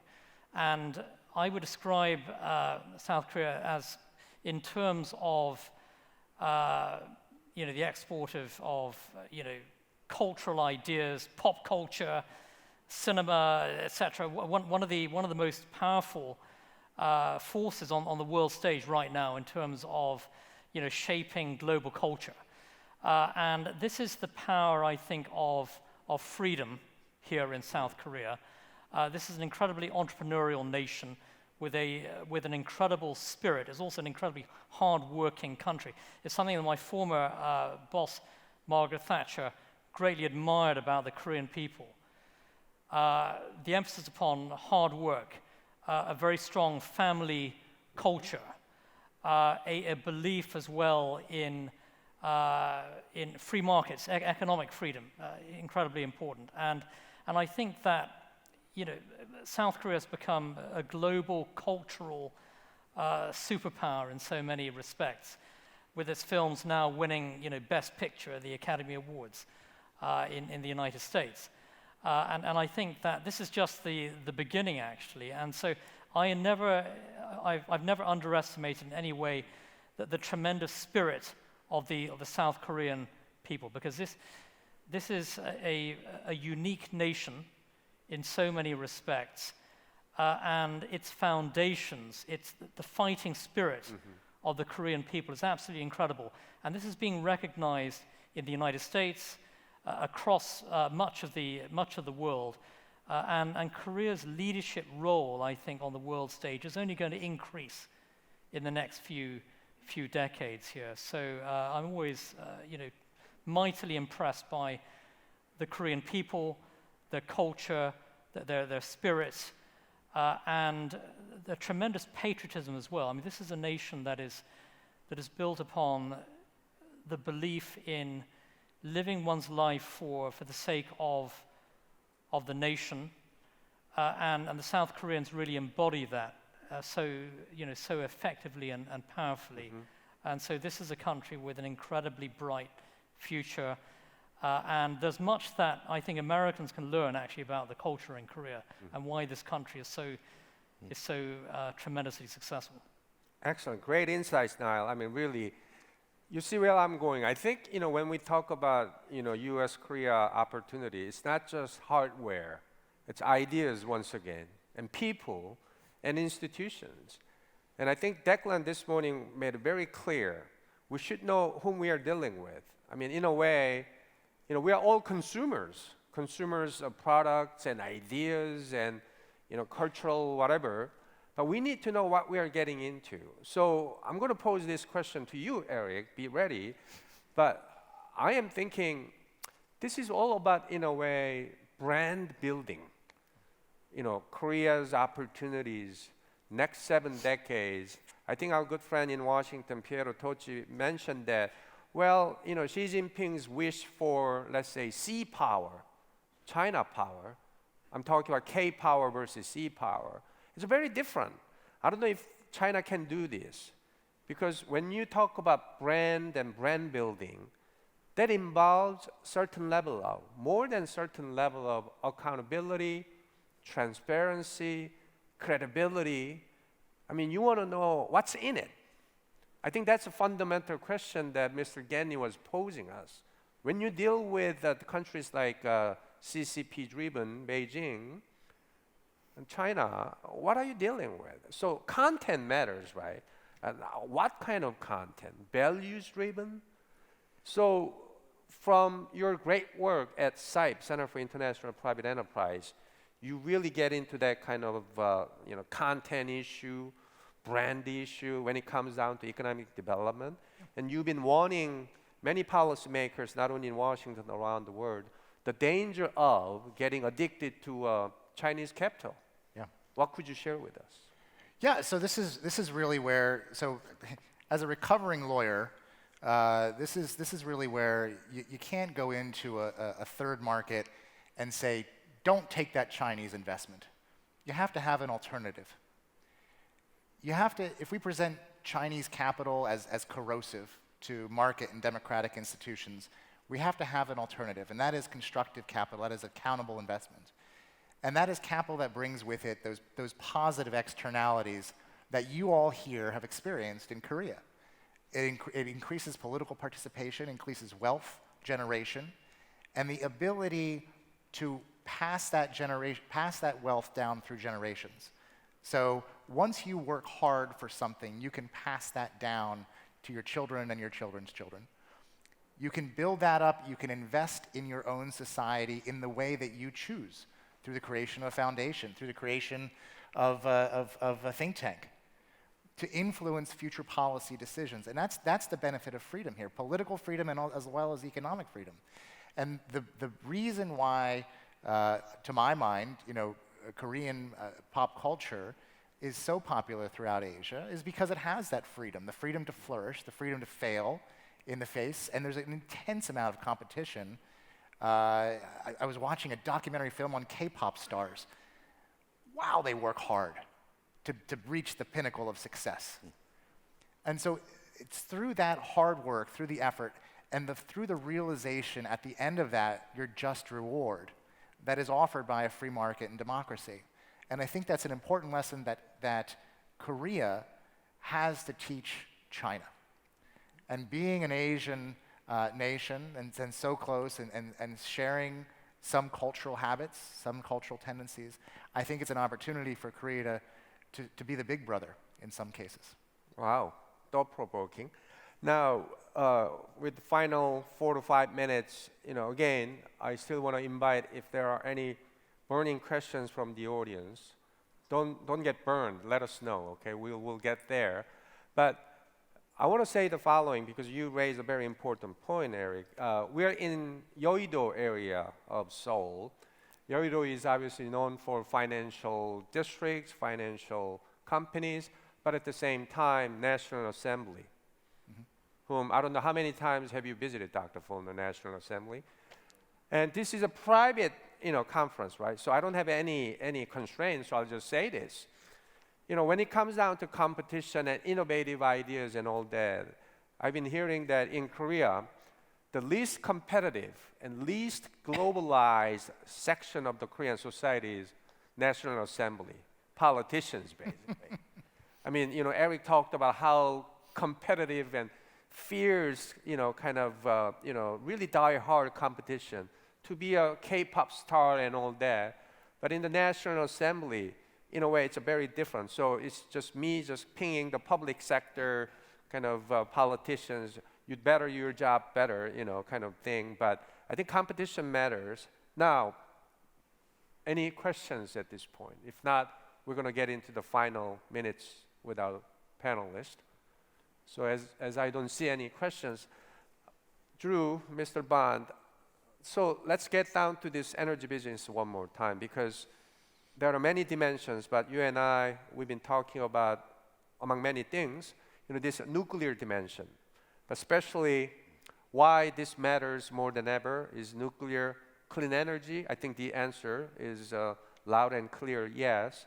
And South Korea is very much interested in more innovative ways of dealing with and spreading nuclear power.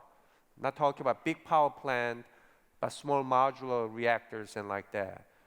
As an energy field expert, could you share your insights as far as you can tell to us, and especially our audience in the private sector, this can be a unique U.S.-Korea energy cooperation field?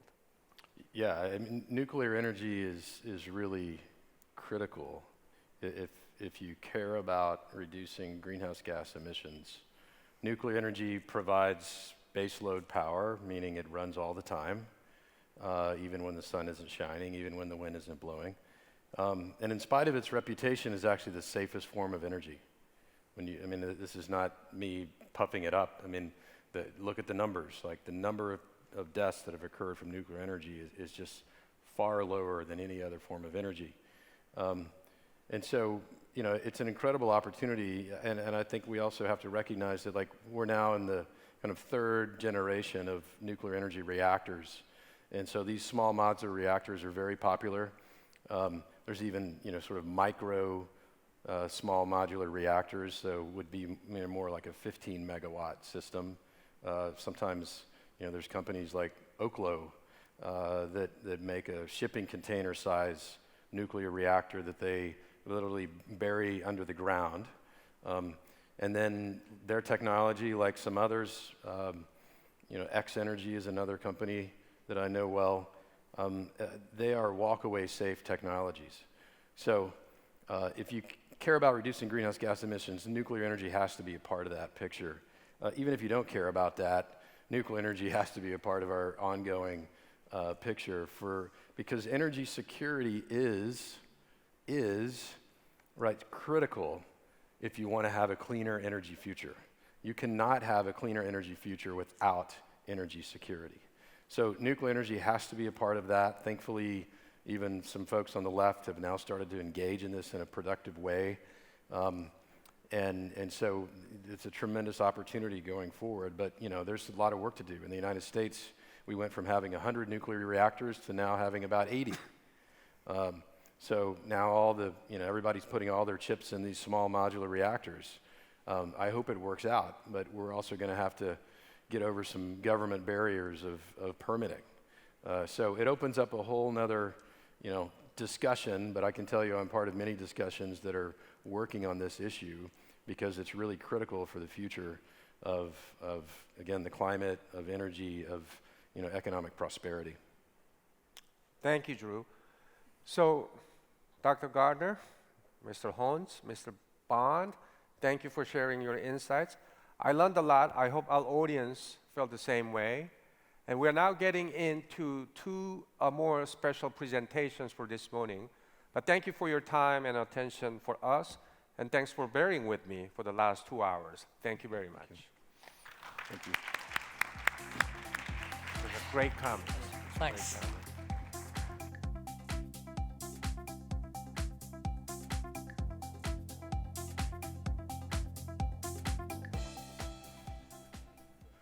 네, 안녕하세요. 저는 김태환이라고 합니다. 저는 카카오의 전신인 1세대 벤처기업 다음과 게임 산업 업계 1등이죠. 넥슨에서 오래 일을 했고 지금은 미국에서 글로벌 크로스보더 이커머스 서비스를 창업해서 전 세계 시장을 무대로 열심히 뛰고 있습니다. 앞서 글로벌 경제 환경을 좌우하는 국제 정치의 냉혹한 현실을 여러 전문가들께서 짚어주셨는데요. 저는 그러한 어려운 현실 속에서도 사회와 시장 곳곳에서 잠재적인 가치들을 찾아내고 성공의 기회를 발굴하고 새로운 아이디어와 새로운 비즈니스 모델로 세상을 더 이롭게 바꾸고자 하는 기업가로서 여러분 앞에 섰습니다. 저는 작년 하반기부터 K.E.Y 플랫폼 취재 연구진과 함께 미국을 중심으로 한 선진 시장의 변화 양상을 분석하고 성공적인 기회를 발굴할 전략을 모색하는 작업을 진행했습니다. 이 작업에는 제가 창업한 브링코 외에도 많은 글로벌 혁신 기업들이 함께했고 그냥 제가 대표해서 오늘 여러분께 말씀을 전하게 됐습니다. 본격적인 말씀을 드리기 전에 여러분들 모두 틱톡이라는 앱을 잘 알고 계실 텐데요. 미국에서만 약 1.5억 명의 월간 사용자가 있고 젊은 세대들에게는 인스타그램, 페이스북은 없어도 이 앱은 있다고 할 정도로 MZ 세대들에게는 필수 앱입니다. 12살 제 딸아이가 가장 많이 사용하는 앱도 유튜브와 틱톡입니다. 제가 틱톡 이야기를 먼저 꺼내는 건 제가 사업을 하고 있는 미국에서 최근 틱톡의 처지가 졸지에 변했는데요. 그 속사정과 함의를 여러분들과 먼저 짚어보고 싶어서입니다. 틱톡은 사실 작년까지만 해도 미국 정부가 정책 홍보에 매우 적극적으로 활용했던 소셜 미디어였습니다. 러시아 유크레인 전쟁 발발 직후에 미국 백악관은 틱톡의 유명 크리에이터들을 화상회의로 만나서 전쟁 상황과 미국의 전략 목표를 설명하기까지 했었죠. 앞서 2021년에도 틱톡 인플루언서들 모아서 코로나19 백신 접종을 장려하기 위한 행사도 했었습니다. 이처럼 대국민 소통 창구 역할을 하던 틱톡이 최근에 미국에서 공공의 적이 됐습니다. 아시다시피 미중 패권 경쟁이 치열한 상황에서 많은 사람들이 메이드 인 차이나로 여기고 틱톡도 공세를 피할 수 없었던 것이죠. 중국 정부가 틱톡 이용자들의 정보에 접근하거나 여론을 조작할지도 모른다고 하니까 틱톡을 규제해야 한다는 정치권이 먼저 소리를 높였습니다. 그리고 바이든 행정부는 틱톡 모회사 바이트댄스의 중국인 창업자들에게 보유 지분을 매각하지 않으면 미국에서 틱톡 사용을 전면 금지하겠다고 압박하기까지 했었죠. 미국의 우방들도 보조를 마쳤습니다. 영국, 캐나다, 호주, 뉴질랜드는 안보를 이유로 들며 정보 소유기기에서 틱톡 사용을 금지했습니다. 저에 앞서서 우리 황 부국장님과 여러 전문가들께서 미국이 중국을 어떻게 전방위적으로 압박하고 있는지 다양한 사례를 들어 말씀해 주신 거 기억하실 것입니다. 이미 들으셨듯이 미국 정부의 중국 기업에 대한 압박은 수년 전부터 계속되었습니다. 다만 반도체나 통신 장비처럼 전부 실체가 있는 하드웨어가 대상이었는데요. 중국이 무기 개발 등에 활용할지도 모른다는 명분이 있었죠. 그래서 제재에 대한 부정적인 여론도 크진 않았습니다. 그런데 틱톡은 젊은이들이 동영상을 가지고 노는 소셜 미디어일 뿐인데도 지금 미국에서 어쩌면 수년 내에 없어질지도 모릅니다. 미국에서 정부가 국민 절반이 사용하는 온라인 서비스를 제재하는 것은 유례가 없는 일입니다. 표현의 자유를 억압한다는 이유로 실질적으로 금지될 가능성은 아직은 낮고 법안을 통과시키기까지 적어도 2년 이상은 걸릴 것이라는 회의적인 시각들도 있지만 이미 몇몇 주정부에서는 사용 금지 법안을 통과시키고 있습니다. 그만큼 미국의 중국에 대한 압박 수위가 엄청나다는 뜻입니다. 저희 같은 이커머스 업체들에게는 사실 인스타그램보다도 틱톡이 먼저다라는 업계 불문율인데 정부의 압박이 이처럼 워낙 거시다 보니까 틱톡 마케팅을 지속해야 하는지 고민이 되고 있습니다. 취재 연구를 함께한 전문가들과 이 현상을 진단해 봤는데요. 이제 앞으로는 미국에서 지정학적인 국제 정치적인 고려 없이는 중국의 비즈니스가 아무 문제 없이 지속되기는 어려워졌다는 판단을 내렸습니다. 그리고 이 같은 추세는 미국에서 지속될 것이고 미국의 우방국들과 선진 시장에도 확산될 것이고 결국 글로벌 시장에서 중국 기업들이 미국과 서방의 강력한 압박을 받으면서 입지를 점점 잃어서 여러 빈자리를 만들고 말 것입니다. 여러분, 이렇게 중국이 만든 빈자리는 한국 경제와 기업의 기회가 될 수 있습니다. 우선 한국 경제의 버팀목인 제조업이 새로운 전기를 마련할 수도 있습니다. K-제조업, 메이드 인 코리아가 글로벌 시장에서 메이드 인 차이나를 대체해 갈 수 있습니다. 우선 메이드 인 차이나의 가격 경쟁력이 예전과 같지 않습니다. 코로나 팬데믹과 러시아 유크레인 전쟁 등으로 원자재, 소재, 부품 등 생산 요소 가격이 높아졌습니다. 그리고 중국도 이제 고임금 시대로 접어들고 있습니다. 젊은이들의 기피로 제조업 구인난이 심각합니다. 앞으로 임금은 계속 더 오를 겁니다. 이 같은 이유로 이미 중국의 많은 공장들이 동남아로 옮겨가고 있습니다. 물론 중국산 제품 가격 상승은 글로벌 인플레이션을 더 악화시킬 가능성이 높습니다.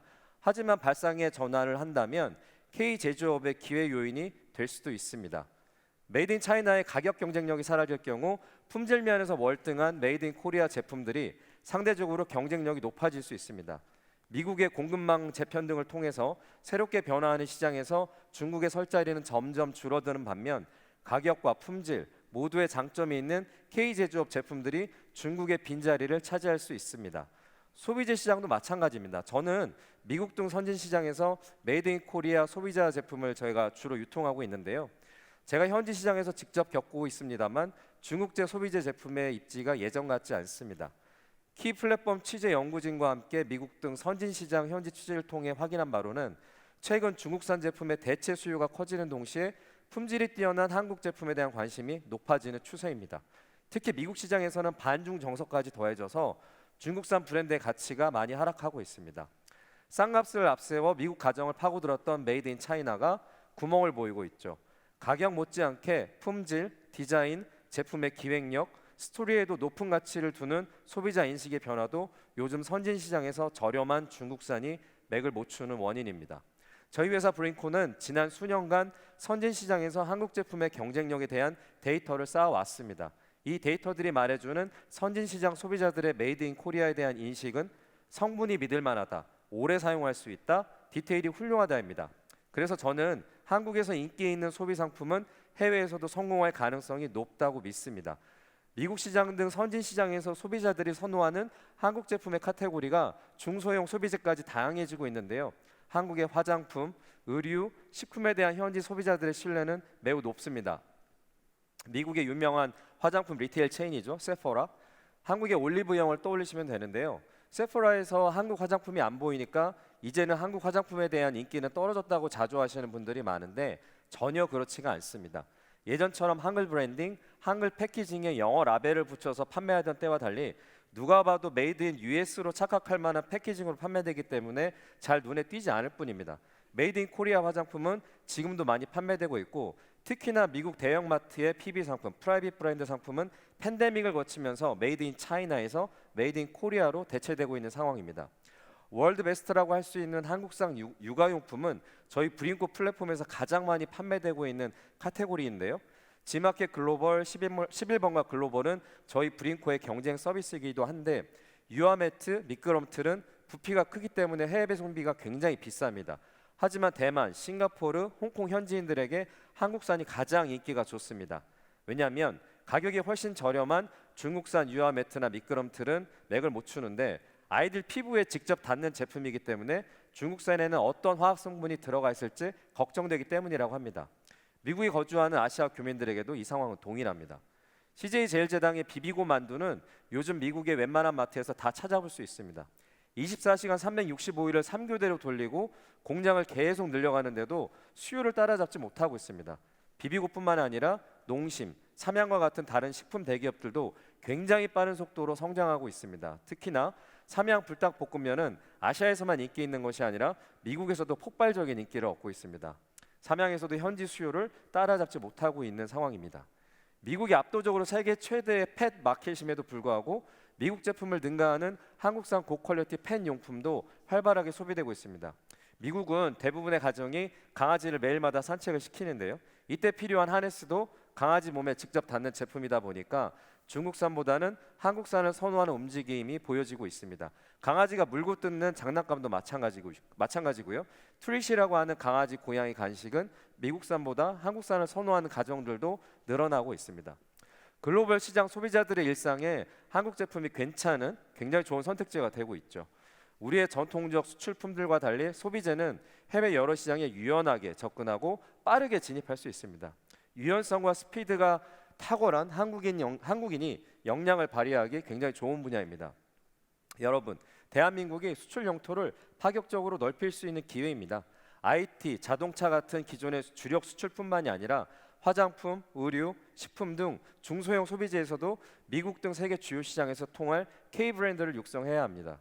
K-팝, K-무비, K-드라마 등 K-컨텐츠 덕분에 한국 제품에 대한 해외 인식이 날로 좋아지는 것도 수출 영토 확장 가능성을 높입니다. 여러분 잘 아실 건데요. 지금 세계는 K-컨텐츠에 열광하고 있습니다.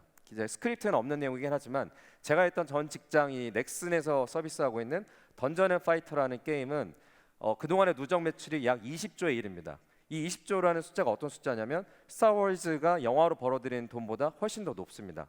그만큼 한국의 게임, 한국의 노래, 한국의 음식 등 한국 문화를 즐기기 위해 전 세계인이 K 컨텐츠를 이용하고 있습니다. 컨텐츠는 경제 전후방 연관 파급 효과가 강하고요. 엄청난 경제적 가치를 창출할 수 있습니다. K 컨텐츠는 브랜드 이미지 제고와 프리미엄 효과를 통해서 제조업, 서비스업 등 연관 산업의 성장과 수출 확대에 기여할 것입니다. K 컨텐츠 스스로도 IT, 식품, 패션, 관광 산업 등과 연계해서 고부가 가치 사업이 될 수 있습니다. K 컨텐츠 자체가 대한민국의 가장 경쟁력 있는 수출품이 될 수 있습니다. 대한민국이 복합 위기를 이겨낼 돌파구는 과감한 수출 전략입니다. 글로벌 시장에서 메이드 인 코리아가 활약할 기회라고 믿습니다. 공장이 반드시 한국에만 있어야 되는 건 아니죠. 여러분 모두 애플 제품 하나씩은 가지고 계실 텐데요. 디자인드 바이 애플 인 캘리포니아라는 문구에 친숙하실 것입니다. 저희도 이제는 얼마든지 디자인드 바이 삼성 인 서울로 접근해도 될 만큼 한국에 대한 글로벌 시장에서의 인지도는 탑 티어입니다. 중국산 제품도 원재료와 공정만 잘 관리된다면 퀄리티 높은 제품들이 아직도 많습니다. 아직도 샤오미와 같은 저가의 뛰어난 전자 제품들도 많고 한국의 유명 의류 브랜드들 중에서도 철저한 현지 공장 관리를 통해서 뛰어난 퀄리티의 의류를 중국에서 생산하는 업체들도 많습니다. 저는 절대 중국에서 제조를 하지 말자는 얘기가 아닙니다. 이스라엘은 전 세계가 이스라엘의 공장이자 시장입니다. 메이드 인 이스라엘은 찾아보기 어려워도 이스라엘 사람들이 만든 전 세계 최고의 서비스와 상품들이 굉장히 많습니다. 선진 시장에서 경기가 회복세로 돌아서면 메이드 인 코리아 제품 구매가 급증할 것이라고 믿습니다.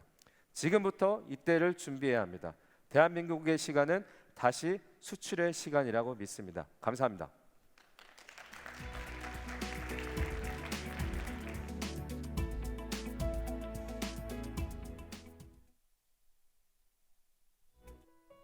Mr. Kim, thank you for the presentation. I hope that more Korean companies will write their brand success stories in the future, promoting their brands. I have to say that I can call myself a fan of Korea. In the end, this is my fourth engagement with the K.E.Y Platform conference.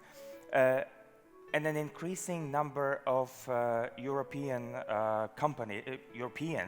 are also interested in Korean products.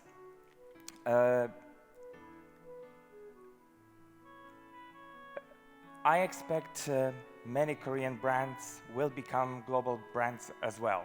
Now, we have concluded the plenary session of the 11th K.E.Y Platform Conference. Ladies and gentlemen, the era of competition and confrontation will not be short-lived. However, in the end, economic opportunities will only be found in solidarity, strengthened to defend our cherished values. We will hear more detailed analysis, prospects, strategies, and solutions during various K.E.Y Platform programs prepared for today and tomorrow. After lunch, you will have a chance to experience a new future created by scientific and technological innovation right here in this room. Also in the park ballroom on the 5th floor, you can hear the stories of companies that have made impossible dreams a reality. And please come back here tomorrow. Then you will meet companies armed with innovative technologies and ideas and outstanding businesses, as well as young entrepreneurs who are challenging the world. In the meantime, thank you very much.